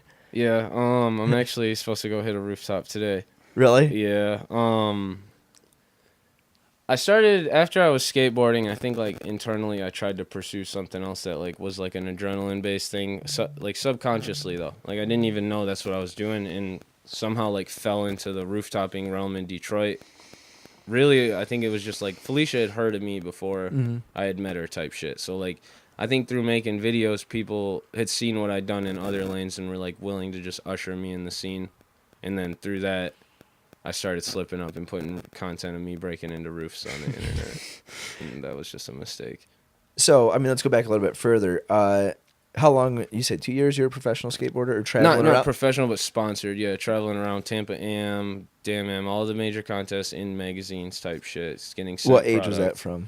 Like 19 to like 24.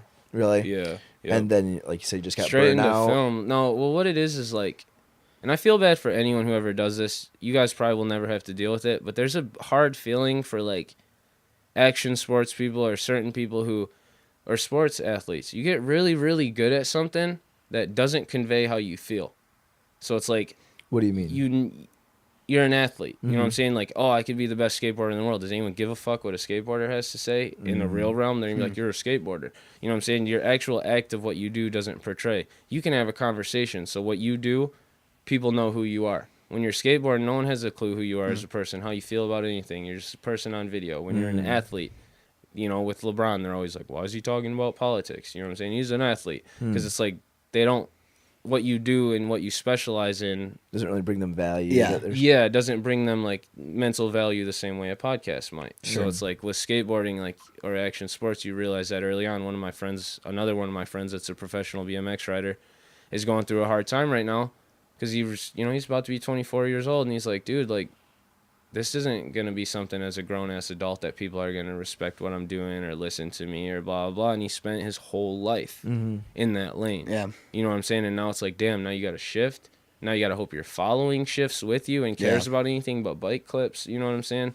So I don't know. That's like where the skateboarding leaving came from. And I don't really give myself enough credit for being able to jump off the porch like that. Right. You know what I'm saying? And be like, dude, all right, just spent 10 years on this because I skated for a long time since I was a kid. Now I got to go. Yeah. You know, and it is weird too. Like you get backlash. Like my personal account following is actually built off skateboarders. That's why my interaction is so poor right now because I don't post skateboarding. Right. You know what I'm saying? Like I built that following off skateboarders, and to this day I'm still having trouble transitioning just because I built ES Detroit's own accounts in the meantime. But How old are you now? 29. Okay. Yeah, so it's like I've hardly been able to transition, and then it's like do you even want to if you build a brand? Like, do you care about your personal accounts anymore as much as you care about your... it's the brand. Yeah, see, it's like everything's for the brand. You're doing something valuable for the brand. And like, I'm tied in personally to my brand, but you guys are tied in much more personally to yours. Right. So you could put yourself on a story. You're never going to see my face on it as Detroit's own story. So it's almost a shot in the foot to me because I'm like, fuck, like I should still be building my personal since, you know, at least you guys are so tied into your brand. Right. You know, that's like cool. I am to an extent, but I like purposely tried to make it faceless, Yeah. which was stupid because it was with the mentality of, well, if it gets big and I want to sell it, and then it's like, but no, now I know I need a platform and a company for anything. Right. Well, when it's weird though, we weren't always like this when we started it in college. Like we didn't want to be in photo shoots. We didn't want to be like that's like lame. Like, you know, it's gonna be so much bigger than us. And then we realized, as it is a passion project, it's an extension of us, and we're doing it because it's everything that we believe in. It has to be us, like right when you say, because we realized it is The us. brand's built on the lifestyles that we believe in, Yeah. which is how we live our life. So they're just synonymous, and like we eventually, but we didn't want to be anywhere like near it at first. You know what I mean? Like on the website or in the post, like it's got to be other people, or else it's only going to be as big as us. But like the message and the values of it is everything we stand for, and if it's the best way to hold ourselves accountable is to be a part of it. That's And I the think only it's way. just more like a more matured way to look at new brands. Yeah. You know, like all the major brands try to like hire social media people to make their accounts more personable. And you know, but it doesn't work because like we know you're Coca-Cola, Right. You know what I Yeah. mean? Like we know you guys. can sniff we it know out. you are you. Yeah. So your brand begins authentic. It's like, but we know Pepsi's not this. When that they they're try and do portraying. things Not Kylie like Jenner. Yeah. That's the instance I was Exactly. thinking of. We're like, we know this isn't you, you know. But with you guys, it's like you built your personal brand with it from the start. And again, I have too, but I don't know why I just consciously tried to disconnect. I think it was. Like I say we a lot on the As Detroit's own page, and everyone, like all my clients that are close to me and people who are close to me at events will be like, you need to stop saying we because it's you, and it's more miraculous that you did this than it looks like it's a bunch of people. But I also run into issues where it's like, do I think I'm more prone to get paid for some big opportunity if people think it's a team or if they think that one mind can do all this? I feel like if I seen it and it was like, oh, this one guy's going to fly the drone, edit the video, do the event, blah, blah, blah, I'd be like, nah. Don't work with them. I don't know, They're because if you you're know. a weapon, you're a weapon. I feel like that though, because I feel like people may look at me like, well, maybe one you don't get those person can opportunities, but do you this. really want to work with those people who are subject to like the prejudice of, like, oh, well, we could have a production company of 50 guys come out. Be like, great, you can have that, but you get what you pay for. If that's the result you want, then I urge you to go with that. But if you want me, I'm a utility knife man, and I always come through and look at my results. I have a history of coming through. Look at what I did by myself. Look what I did by myself. No, yeah, you're and, probably and, right. And I have no shortage of. I have a team of contractors I can bring. You want 4 guys? I can bring 4 guys. But if you're a ninja, you're a ninja. And What's more impressive, the guy that throws the half pipe event with a team of 50 people managing him, or did it by himself? who would you rather work with? No, and I get it, because like, but it's and you hard will lose to, business that way. I'm not saying you it's won't. hard to understand because you'll be in situations where like there's this consulting company that wanted to sign me, and they're like, look, we work with whether it's Disney, Home Depot, all Sure. these major people, and they're like, what we want you to do is when one of these companies come to us with an idea, then they need an event, an interactive event or whatever, we'll come to you, give us an idea, write a proposal. If they pay, we're taking this percent, you keep all the rest of the money. So I would be forming event ideas. And I'm like, yeah, that's all fine and good. Fuck yeah, I'll do that. But I have ideas for videos too. I can brand their company. And they're like, no, you do events. You do events, because they had heard of me through an event. Whereas when I'm in another meeting and I'm like, hey, they want to hire me, these people want to hire me to do a video. And I'm like, okay, but let's do this too. And they're like, no, you make videos. You know what I'm saying? Like people cannot comprehend that people like us exist. They just don't get it. I know, and I mean, we've ran into this. We know exactly what you're talking Yeah. about. And I would rather be an Well, I think it. Go ahead. No, sorry. I mean, I think you will lose business with that. People think that the smoke and mirrors of a big production team and all this stuff, yeah, you could have somebody with a red camera, but might not be. I would rather have a killer cinematographer assassin who's got great turnaround time and has a $1,500 Canon 80D than some schmuck with a red camera who doesn't have the ability to execute, turn stuff around. And it's going to take 2 years to get me the project and has a team of 50 guys. So it's got to go all through all these different processes and checklists. And then by the time I need it, it's not there. You know what I mean? Yeah, I yeah. like people who get things done and understand the value of doing the whole process. It's like me. And a screen printer will never ever be able to take advantage of me because I know the process. Yeah. We have all these setup fees. I know what your setup fee is. Hang on to the screens. Don't wash them out when you're done. I'll pay you this much extra up front. I'm going to save money in the long. Okay, great. You know what I mean? I think that there's a certain magic about somebody who knows each end of the process: the video side, the photo side, the throwing the event side, the curating the art side, or working with 50 different people who know each aspect of it. I think also too, these people just think in too small of boxes. Yeah. And they're just so narrow minded. It's like there's no way the event guy is going to There's no way you can do video all that. guys a video that's as well. what There the is. conversations You do will do look it. like, and then but it's like one of those things where it's like, A, you could go without those hiccups, and B, it's like, I don't know, it's just a time-based thing that it's like we shouldn't even have to have this conversation. No, but I from think here. your results will eventually, and they have, speak for themselves, right? Yeah, well, look at it like this though. If you didn't do podcasts, you know, a daily update and other personal vlog stuff, I'm sure you do graphic design stuff sometimes. I'm sure you do screen printing stuff. If you X'd out all of it but one thing. Imagine how much you excel in that one lane. And So we're full of a world of one-way excellers. We talk we're about multi-talented. So it's like, not only is that why our journey is a longer one, because it takes longer to get good at a bunch of different things, but it's also one that I'm wondering, do people even comprehend it exists? Well, the other thing for us too is, and we have talked about what you're saying, just so you know, that sentence. If we just did a podcast. Like, you realize they called Kanye crazy for going into shoes. Oh, yeah. Yeah. And Design now anything, sitting here, yeah. $600 Yeah. shoes, he's a $1 billion company. Yeah. And they said he was crazy. Everybody, okay? They could not believe that this person who already proved, whether you like his music or not, already proved he can hit to the highest level. They could not believe he could make clothes. So it's like, if they're not believing that guy, you know what I'm saying? Why are they going to believe us? Yeah, You know what I'm no, saying? no. Like, Well, and that comes back down to society and the world. Yeah. And it's how it is, you know? Yeah, it's fucked up, but it's got to That change. is so true. No, It's no, gotta no. It change. is. It is. Like, I can't remember where I was going. Go ahead. But what you just said about, God, right before you said that, I lost my track. being able to do all the different things and it just takes longer, or excelling at one thing really well. Well, for me, for us too, it removes every potential bottleneck. Maybe with time, it doesn't make sense to do everything, and when you bring people on, and that's the point of scale. But for me, I cannot stand bottlenecks and relying on other people. Like, I like that we take our own photos because I am responsible for getting them out the next day or in 2 days or in 3 days, and it's not anybody else's responsibility. And I know that I can get it done. I know that if I want a video done, we can get it turned around. I know our podcast will be up tomorrow because we do it, we edit it, and we'll post it. And it removes all potential bottlenecks, and it makes us a very efficient machine. and you're a boss you're literally a boss for that, is what people don't realize. You are a fucking Thank boss. And that's how I feel about me learning everything too.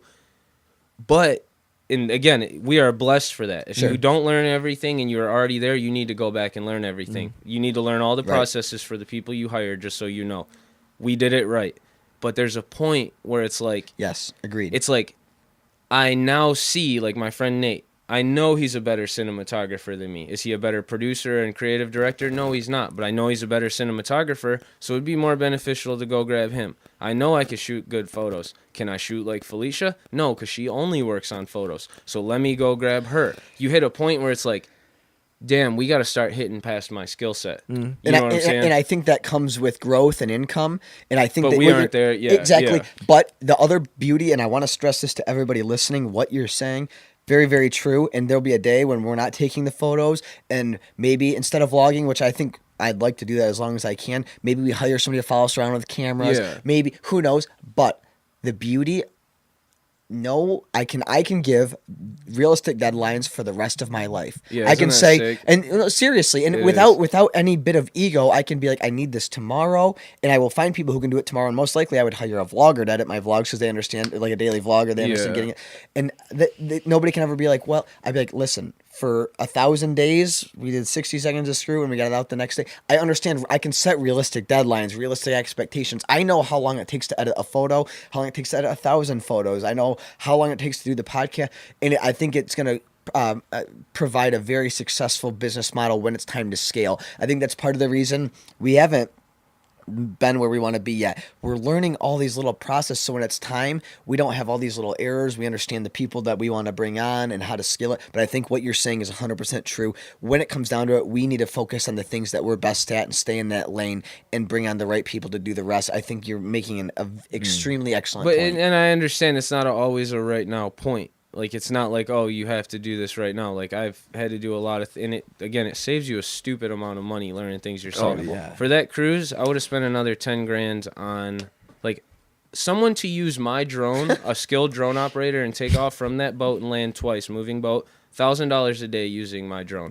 Okay? So I said, fuck that, I'll do it myself. Yeah. You know what I'm saying? So you do save time, you save money, but it's like, you start to wonder, like, would I have been better off networking my whole cruise? Because I know there were people there from the city. Sure. I know there were people there who mattered. My last event, there's a vice producer. And that's the Would game I- of business. Yeah, exactly. That's Yeah, the like, fun part. Yeah. But that's why what you were saying earlier, you throw so much shit at the wall.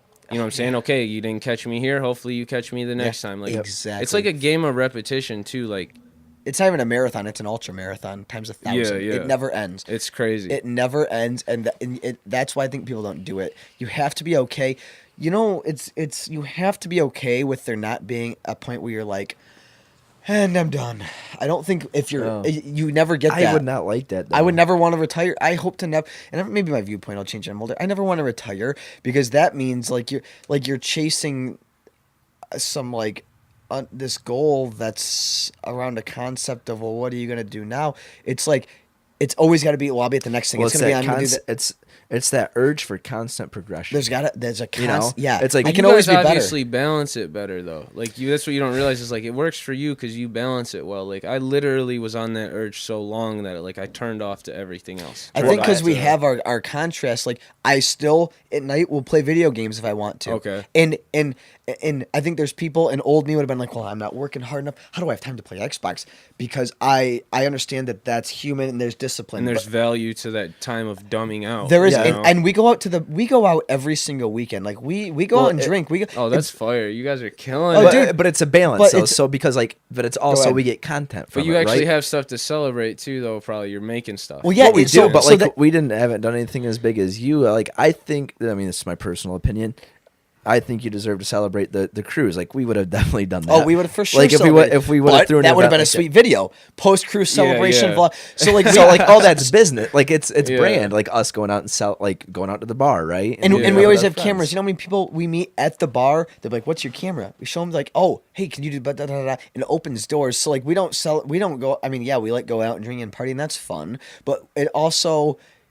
Then you go out with people and then they get to know the brand. Then you make friends and they're next thing you know they're buying stuff and listening to the podcast. And then they're like, hey, I have a great podcast guest for you.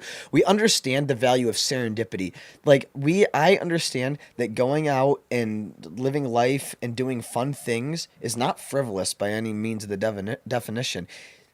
Serendipity will take place, especially if you have a camera with you everywhere you go, because it's not normal to see somebody walking around with a camera. And I think it's so much fun videotaping my life. I truly enjoy it. I do too, dude. I think that it is shit so awesome. much I think the fun. personal shit people put out, like I've seen shit where it's like, ooh, this is cringeworthy, but it's like, shout out them for having the nerve to do that. For sure. Like I really think there's a power to people that will put their life on camera that Yeah. like we overlook as like clout chasing. Right. You know what I'm saying? Like there's an honesty that comes with like days where you look like shit, haven't showered. It's like, and then like you're like, yeah, I'm stuck because it's me. It's Isn't like, that what? Yeah, that's what's crazy too. Is like I'll be like talking to people and they'll be like, take a photo, blah blah, and it's like people are nervous to be in photos. Even like they're so hard to address how they sound. They'll be like, oh, I sound funny. Oh, people or are I like, look "Do you-" funny. Like they are so insecure, and it's like almost like putting yourself in daily content. You break that. You Right. know what I'm saying? It's like that can't exist in you. right. Well, somebody's like podcast guests. Oh, like, do you guys? Isn't it weird to hear your own voice? And we're like, we've been doing videos for 800 days. It's like, Yeah. no, No. I mean, don't even think about it. No, I don't right? even. Yeah, it doesn't. And you know even how much register. it's pushed me as a person doing a podcast and doing videos? I feel like I could talk to anybody for 39 hours straight without even like, I'm like, oh, where'd the time go? Like, it's made me a great, in my opinion, a good conversationalist to where I enjoy having conversations more. And it's just, I don't know, like everything I do, I think pushes us forward as a person. And yeah, it's a very great point because I want to go back to like you saying, well, we have the balance, right? And Tyler's talking about playing video games at night, and yeah, like we talk about going out to the bar, but that gets us content, right? Because we get to go meet people and we're making videos of it. But yeah, at night we'll play like Fortnite just to mess around and play Fortnite, right? Because Because I think it's fun. you need that balance, and it comes back down to I truly believe like having that personal growth. Like in the morning when I wake up and do nothing for an hour besides think. That personal growth, like taking that time, It's priceless. we are our business. Like we are the brand. That's why I keep saying And you you guys are sustainable though. Like that makes sense. Like you take the time, you're feeding the parts of you that need to keep going. But like, you have to do the stuff that doesn't make sense. You have to like do work your ass off and do the daily videos. For the same token, you have to do a little bit of like, let's just do this because Look, we're gonna do it. if you focus only on work, you start to become inhuman to where you don't even operate efficiently around other people. That's why like I'm trying to be 100%. like just value your balance, because then you get to the point where you're like me and you were so long like this that you don't know how to turn off. And then like my balance is it's the same way I said I consume content, a ton of it or none at all. Yeah. My balance is Like, okay, haven't felt a lot in a minute. All right, we're getting faded. This girl's coming over. Right. We're getting a hotel room high up. I need the view. I need the intimate moment. I need the conversation after. I need the alcohol. Like, not that I drink a lot, but it's like when I have to go into a moment, I have to drown in it. Yeah. Right? It's got to be so deep for me to feel it, and it's like it's not sustainable over time because it's like running through the desert. Extremes. Yeah, and you get a drink, and it's like, but that drink wasn't water. You got some pop. Right. But it's like, but it was enough pop to get you through the dehydration. But you got to go back in the desert, and then you come back later when you're more dehydrated. It's like a deteriorating state. Yours is more like, okay, quick little sprint. Let me get some water. I feel good. Quick little sprint. You know, and that's like the way better way to do it. And I didn't realize that till it was like too late. And I like not to take this even longer of a conversation, but do you realize like how your mental patterns are conditioned by you? Like, for sure. Like at a young age. Because I had really bad OCD when I was a kid. Like, my parents thought I had Tourette's because it would not fake OCD, how everyone has OCD. Like, it would manifest in physical habits, physical tics, everything I would do. And it like, fucked up my mental patterns because the way I was thinking, I would replace everything with thoughts of success. Like, if I was in a situation, ooh, this feels good, whether it was, like, intimate or whatever, nope, think about the goal. Like, turn it off, think about the goal. Boom. Okay, I'm with my family. This is nice. Nope. Think about the goal. And eventually you can condition your mental patterns. Oh, like, absolutely. You're ready and you're willing to do a thing a day because your brain now works in that lane. So it's like, stay with that balance because you can fall off that. And if you fall off, it's too hard to come back. Like, there's no me coming back until I've hit the point I have to reach. And if I don't get there in time, then my brain will break or something. I don't know.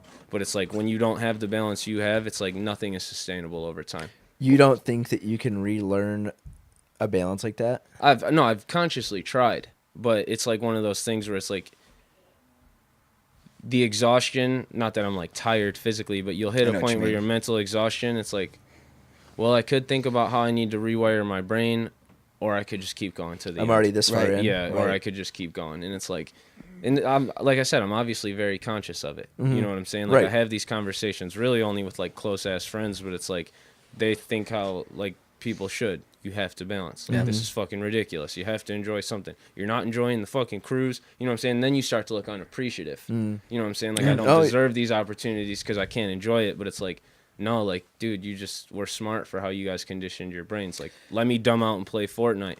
Like, lately I've been playing this game, Kingdom Hearts, like crazy. Or like 2 months before the cruise, I was like, look, I got to buy this fucking Zelda game because something's got to force me to, you know what I'm saying? And it's like people will mock it, but it's like, no, it's important. You caught on early. Like, no, I need to play a I video think game, we were on right? track for that a little bit in our, thank you, first of all. Yeah. I think we were on track for that because we would sit mindlessly in our, you have to understand too, we just moved, after he graduated, he lived with our parents for like a year and a half. Then I graduated. We lived there for like 6 months, and we moved out. That was kind of the plan. Once I graduated, we would move out. But, you have to do what you have to do to save money and run your business and make it all happen. And we would sit up in our rooms and like until 9, 10, 11, late at night. We come down for dinner. We go back up. And I think we owe a little bit of it to our parents. And they're like, you need a shutoff time. It's not, and I wouldn't even argue that we were being productive up there that late. We were doing it because we would feel guilty if we weren't doing something. If it's like, we're in the startup phase. How do we have time to sit here and play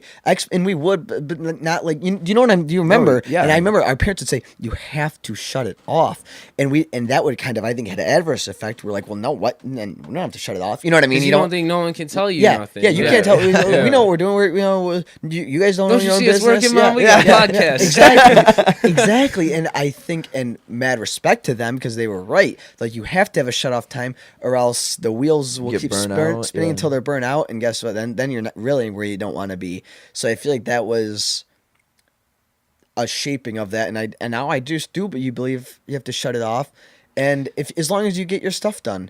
And there are nights where we work till 2 a.m, super late, and there were nights where we would be screen printing till 6 a.m. on our third pot of coffee because we had to get an order out in order to get paid to pay these bills.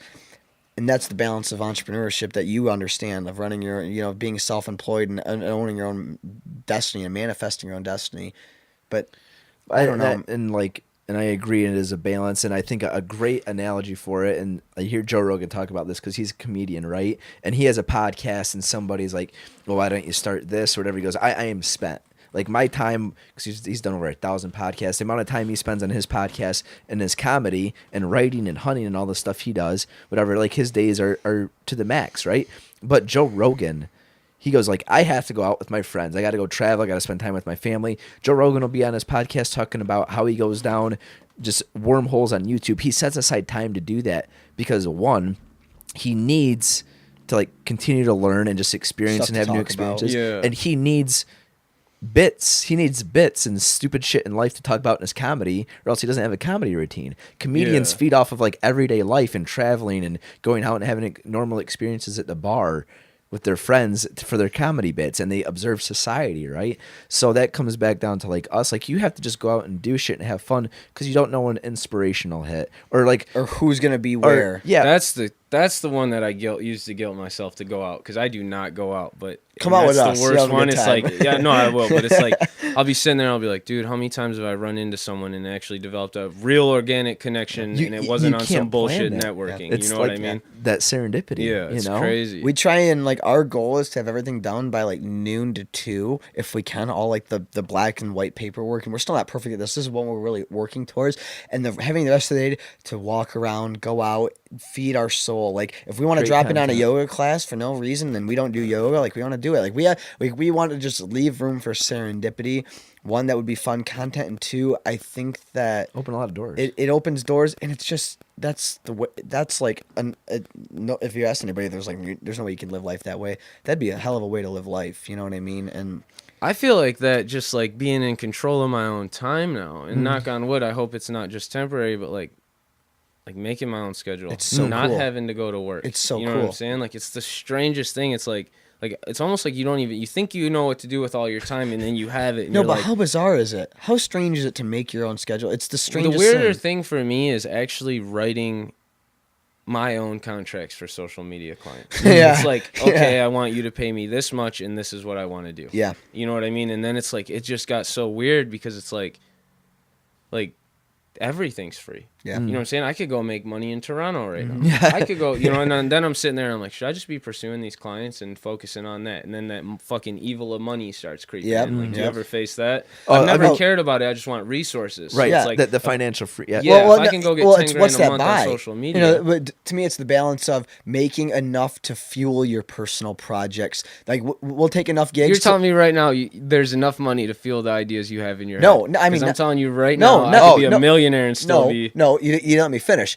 Enough money to fuel your personal projects, but not to the point where it takes away so much time where for us our brand diminishes. Okay. That's the balance. We can spend X amount of hours here and still not go crazy and still get everything we need done, and we still get all of our daily videos done. We still get 2 podcasts out a week. We're done. We're doing these photos. We're doing everything that progresses the brand forward. And there's also intangibles that are in there.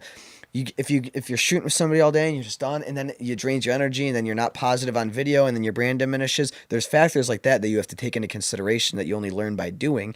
So it's the X and Y axis of doing enough to make money to fuel the right projects and spending that money appropriately while not diminishing your energy, time, and value of the big haul, the big That picture. makes way more sense. That's how But we like try and an make every equation, decision. Yeah. Like that's smart you said that, because that's how my brain will be working. It's like I need something broken down like that. Yes. You know what I'm saying? Where it's like, oh, okay, yeah, I get it. Yep. So that would make a lot of sense. That's like with certain end goals in mind for sure, though. Yeah. Oh, You know, 100%. like I don't know if that's what's weird is like I don't never really had an end goal. Like I don't, like people are like, so what's the next big thing with the events? You know what I'm saying? I don't know. Right. I never thought about it. I never fucking thought like, where am I trying to get? I just Sure. know I don't have enough resources for what I want now. And I don't think there's anything wrong with not having a big picture end goal. I mean, we don't really set a lot of really like.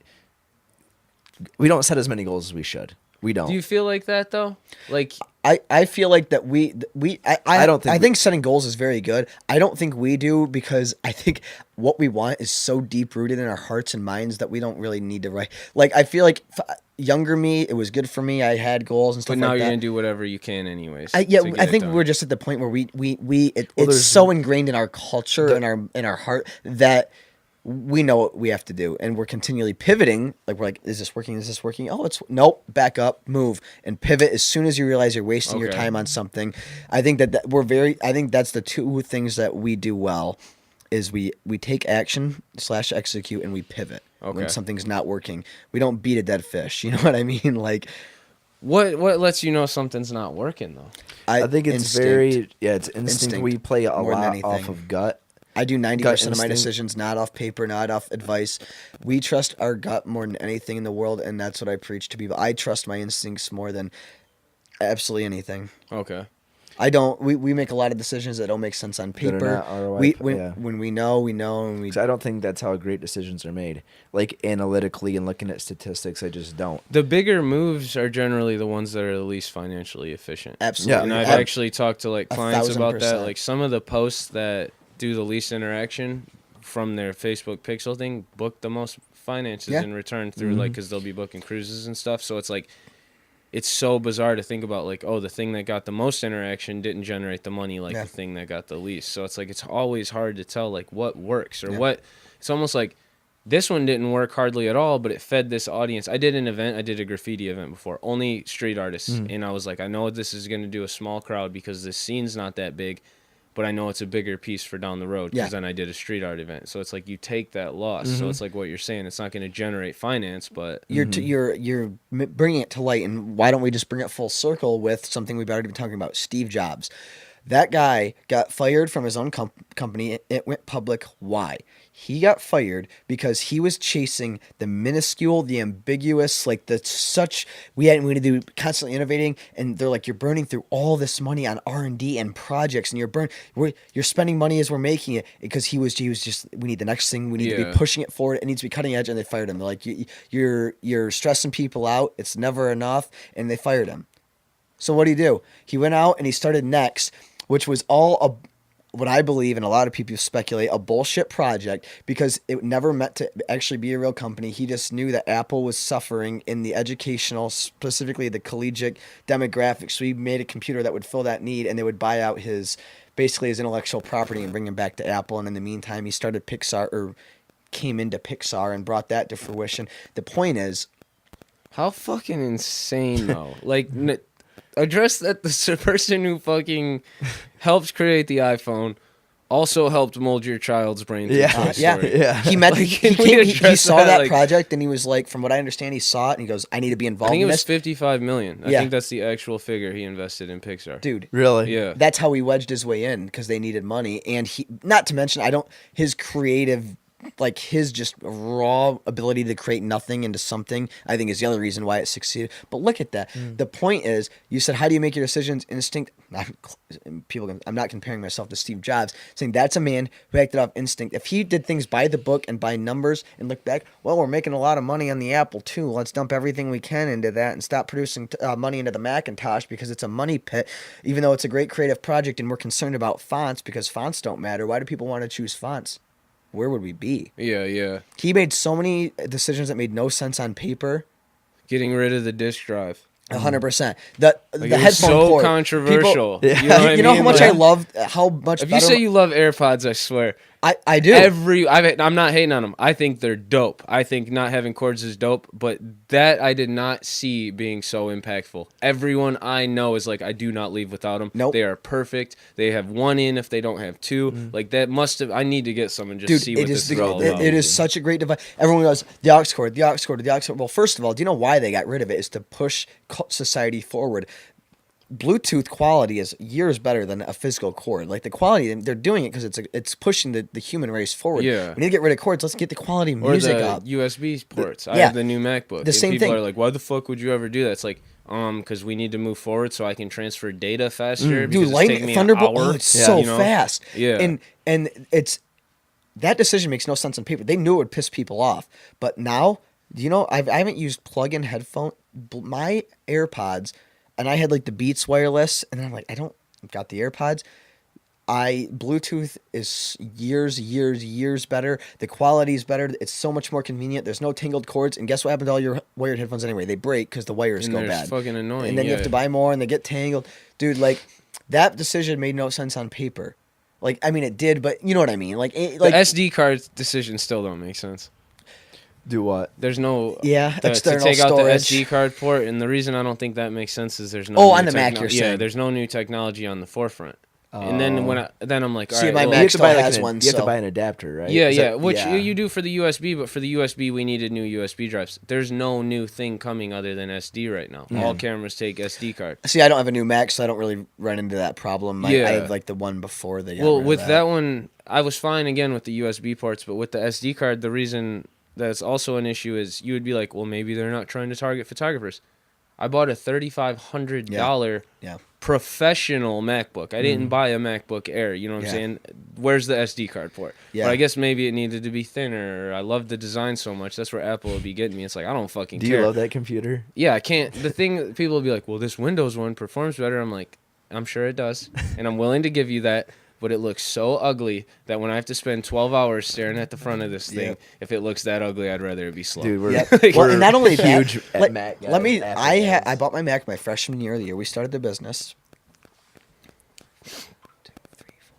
I think I'm going on. Next year will be 6 years with my MacBook Pro. It's a 2013 Retina display, so it has no disk drive, but it's before they got rid of the USB. So Okay. it's it is, I can say with all certainty, as fast as the day I bought it. It is so quick, never bogged down, and I checked my you know, you can check the battery cycles, how many battery cycles it No, I has didn't left. even know Yeah, that. so you can see like when you have to replace your battery.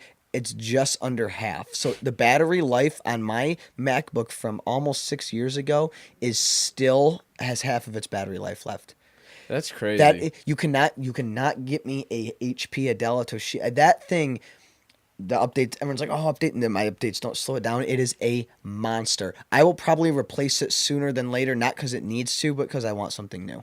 Yeah. Not because it has to. That is a quality product. No, that they thing. always Our are. business was built on that. On that. I bet people have iPods that still work. Oh yeah. Oh, You yeah. know what if I we would mean? have kept our first iPods instead of trading them in, I'm Yeah. sure Yeah, they would like it's still just, work. it's insane. I don't know. I think at the end of the day, trusting your instinct and Buy Apple. buy. Just kidding. People listen to this are like, you're losing subscribers that have Android. Speaking of, most of my podcast subscribers come from not iTunes apps, so shout out. Well, see, see, we're we don't not on even have it Stitcher on yet. there yet. Oh, you don't? No, Why not? It's I- easy. Dude, I tried doing it one day, and it was super confusing. What Like, hosting do you use? we do it super weird. So we built our website Oh, through okay. Weebly.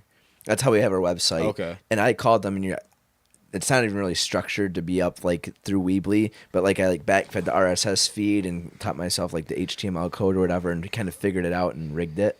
So like to get it on Apple, you just copy and paste like your HTML code or your XML code onto like podcast. Connect, yeah. Yeah, and that's what I do. And I tried doing it through Stitcher, wouldn't work. I use the same exact like XML link, and it wouldn't work.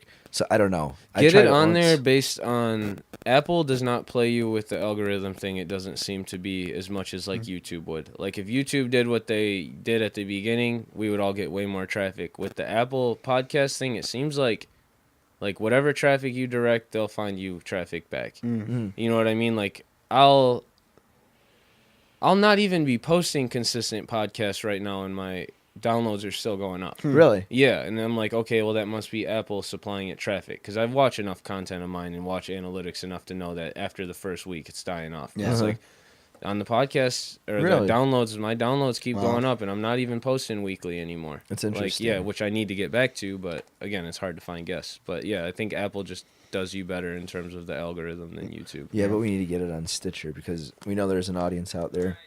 But everything Um, is on YouTube also, in case like you Yeah. know they can get it that way. But Okay. you know we do need to get on Stitcher. Agreed. So, like, when did you start as Detroit's Own?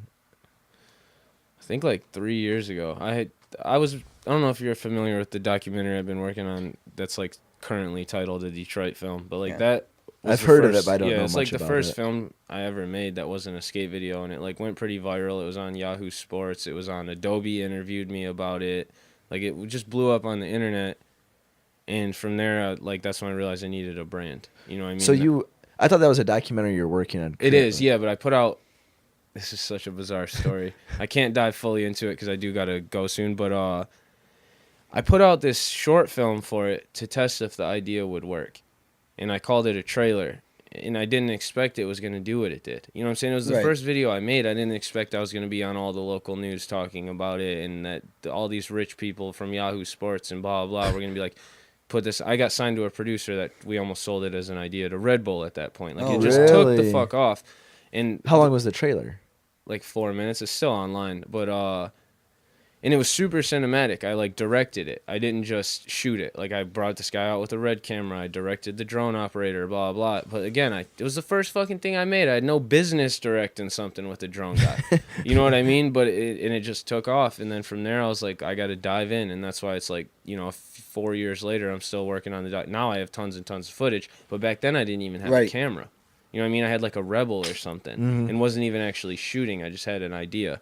And then that took off, and through that, I'm like, okay, I need a company, and I need a way to stay relevant because this film is going to take a long time. So then events come, and as Detroit's Own comes from, like, realizing how fast the internet moves. It's like, and then also losing a sense of arrogance. Like, to be able to curate other people's stuff, it is a selfish act to an extent because it does benefit me, but it's selfless in the sense that it's like, it's not me. Like, most people have a thing where they can't post other people.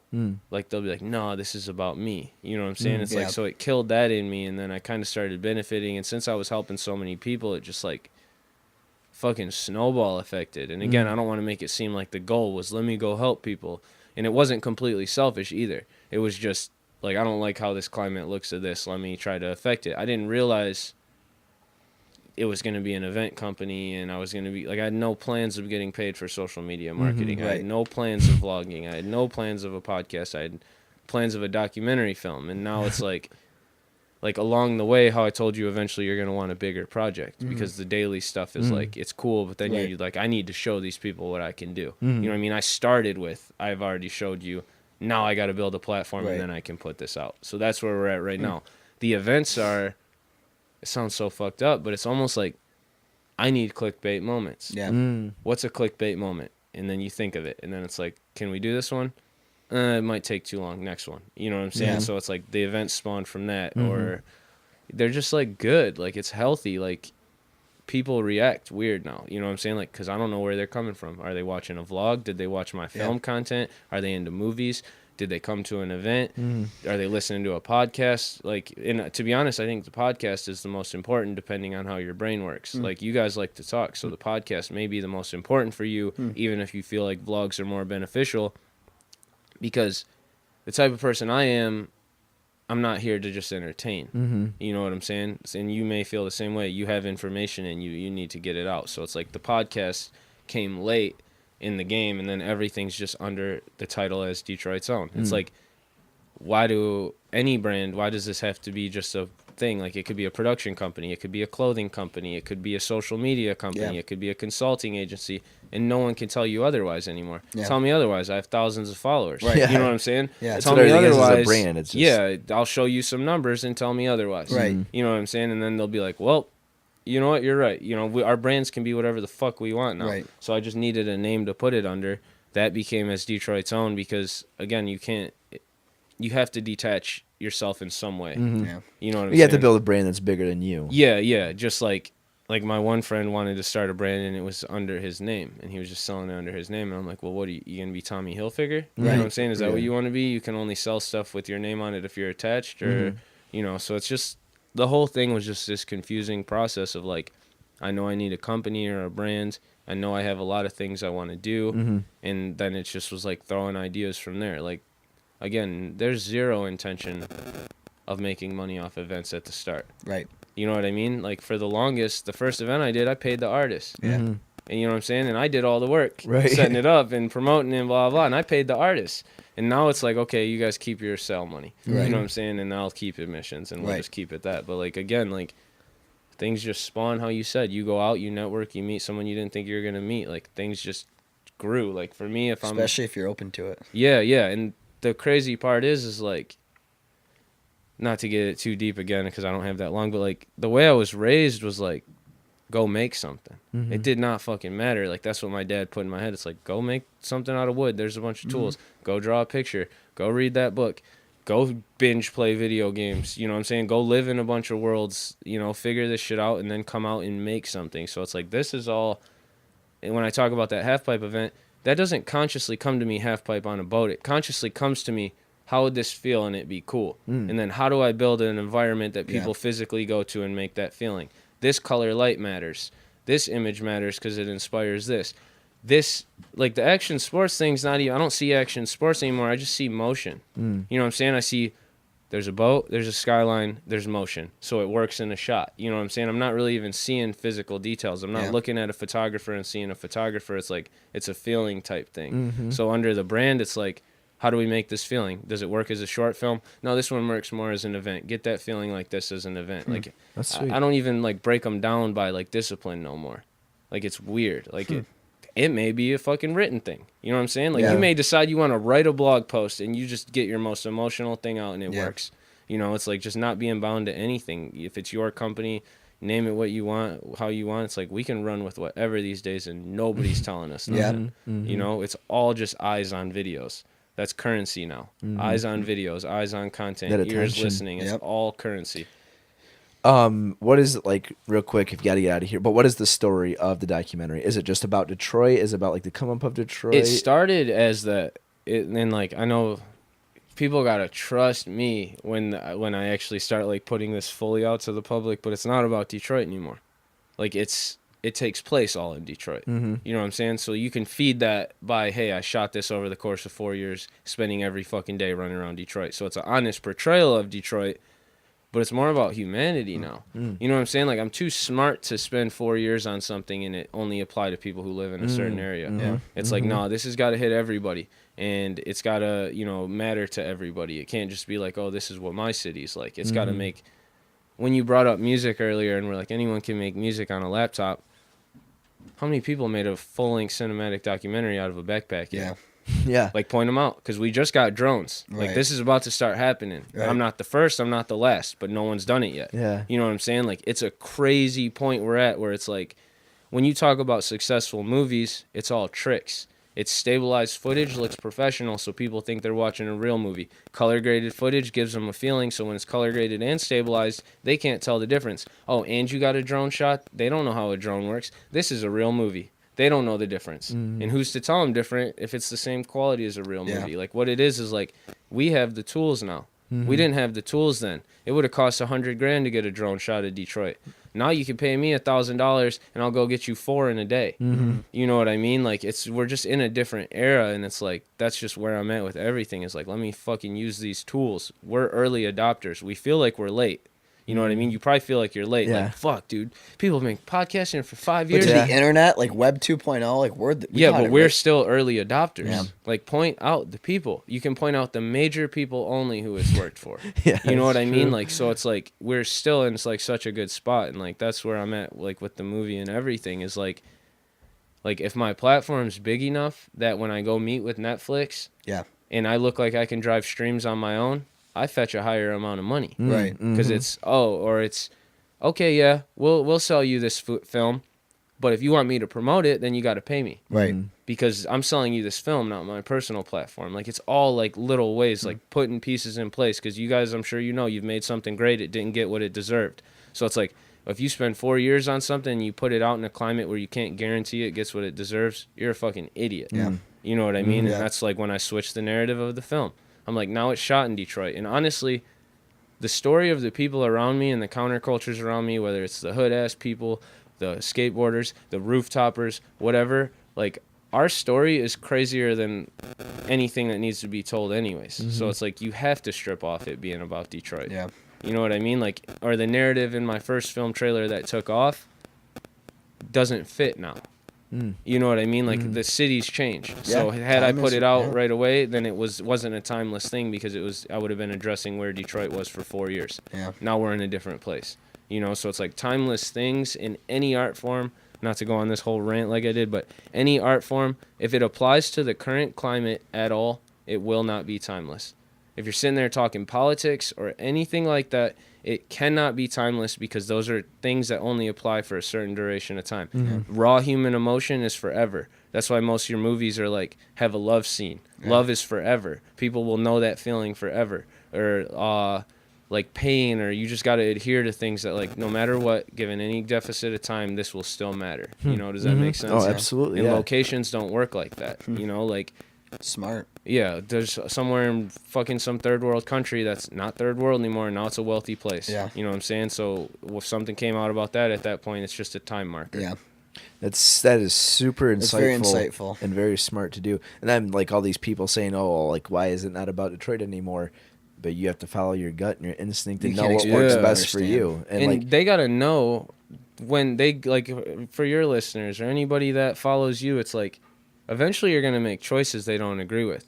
But it's like, but they gotta trust you know better than they do. Yeah. And people will be like, why do I gotta trust you? It's like, because you're consuming my content. Yeah. You know what I mean? I'm not doing this for you. Right. You know, so it's like when you guys make a choice that you get a lot of backlash about, you're gonna have to be like, yo, like you gotta fucking trust us. Like we've been doing this, you know? Or how many people that don't do what you do that are just your friends give suggestions and you're like, yeah, that's cool, but in your head you're like, they have no fucking idea what this is like.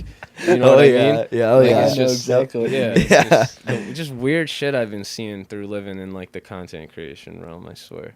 Well, real quick before you get out of here, what's the timeline? Do you have like a year or 2 years for the Detroit film? Like, what is your timeline for having that ready? I have so much footage that like part of me wants to just like hide in a cave this winter and just get most of it edited and start shopping it around and like see what it looks like and start like developing rollout campaigns and shit. But then like sometimes I'm like what you guys don't want the cruise? Not like you in general, but like that's how I feel. Like Right. there are people who will be like, dude, we've been waiting on this a long time. It's like, okay, but did you like the event? You know what I'm saying? But did you like the short film where I brought the drone to life? Did you like the t-shirt design? Like Yeah. it's like I'm trying. There's you know only what so I'm much saying? time, yeah. Yeah, and like you guys, you do a daily vlog. You know, Yeah, it's like, yeah. it's like, dude, like we're doing what we can. Yeah. we'll get there when we can. Exactly. You know. Yes, yeah. Bear with us. Yeah. All right, Jordan, dude, thank Jordan you. Garland. That was one of the- wow, that I was a think great podcast. The longest podcast we've recorded I yet. think so. Oh, really? But yeah. That's fire because mine never get to be over an hour. Really? We're at 3.5 Oh, hours. that's Dude, so sick. killed it, bro. Well, dude, thanks for coming on and thanks for lending all this insight to us, our viewers, and I definitely learned a lot. So I learned a I lot. learned Yeah, a lot thank from you, you man. guys, so that's nice. that was a lot of fun, and I'm sure we'll do another one at some point because I think Because we didn't talk about nothing personal. I know. You know what I mean? Well, But I'm glad. definitely. I think that conversation was a conversation that needed to be had for a lot of people.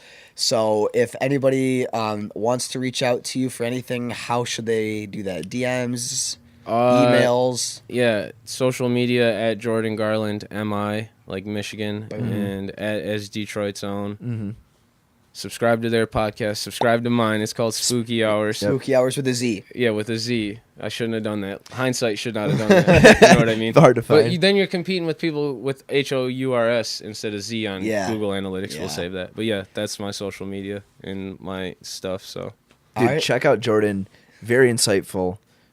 Extremely, I mean, this podcast was extremely value driven. There's a lot of cool shit we got into. And Yes. yeah, that was crazy. That was a long one. I It didn't enjoyed feel that. long, though. No, Now it it didn't. feels long. You're just we like, forgot oh. the mics were on, like we were talking about. Yeah, beforehand. yeah. So And Check- stay tuned for any events got yeah, coming up. get to one of his events. Follow on social so you're in the loop. You'll have a fun time, I guarantee it. Jordan, Hell thank yeah. you. Jordan, No, thanks a thank lot, you man. guys. All right, we'll see you guys Appreciate next time. Peace. Thank you guys so much for tuning in. All episodes of What's Your Skroove are available on iTunes. And if you like the show, be sure to rate, subscribe, and leave a comment. As always, there are free stickers on our website, www.skroovco.com. We'll see you guys next time.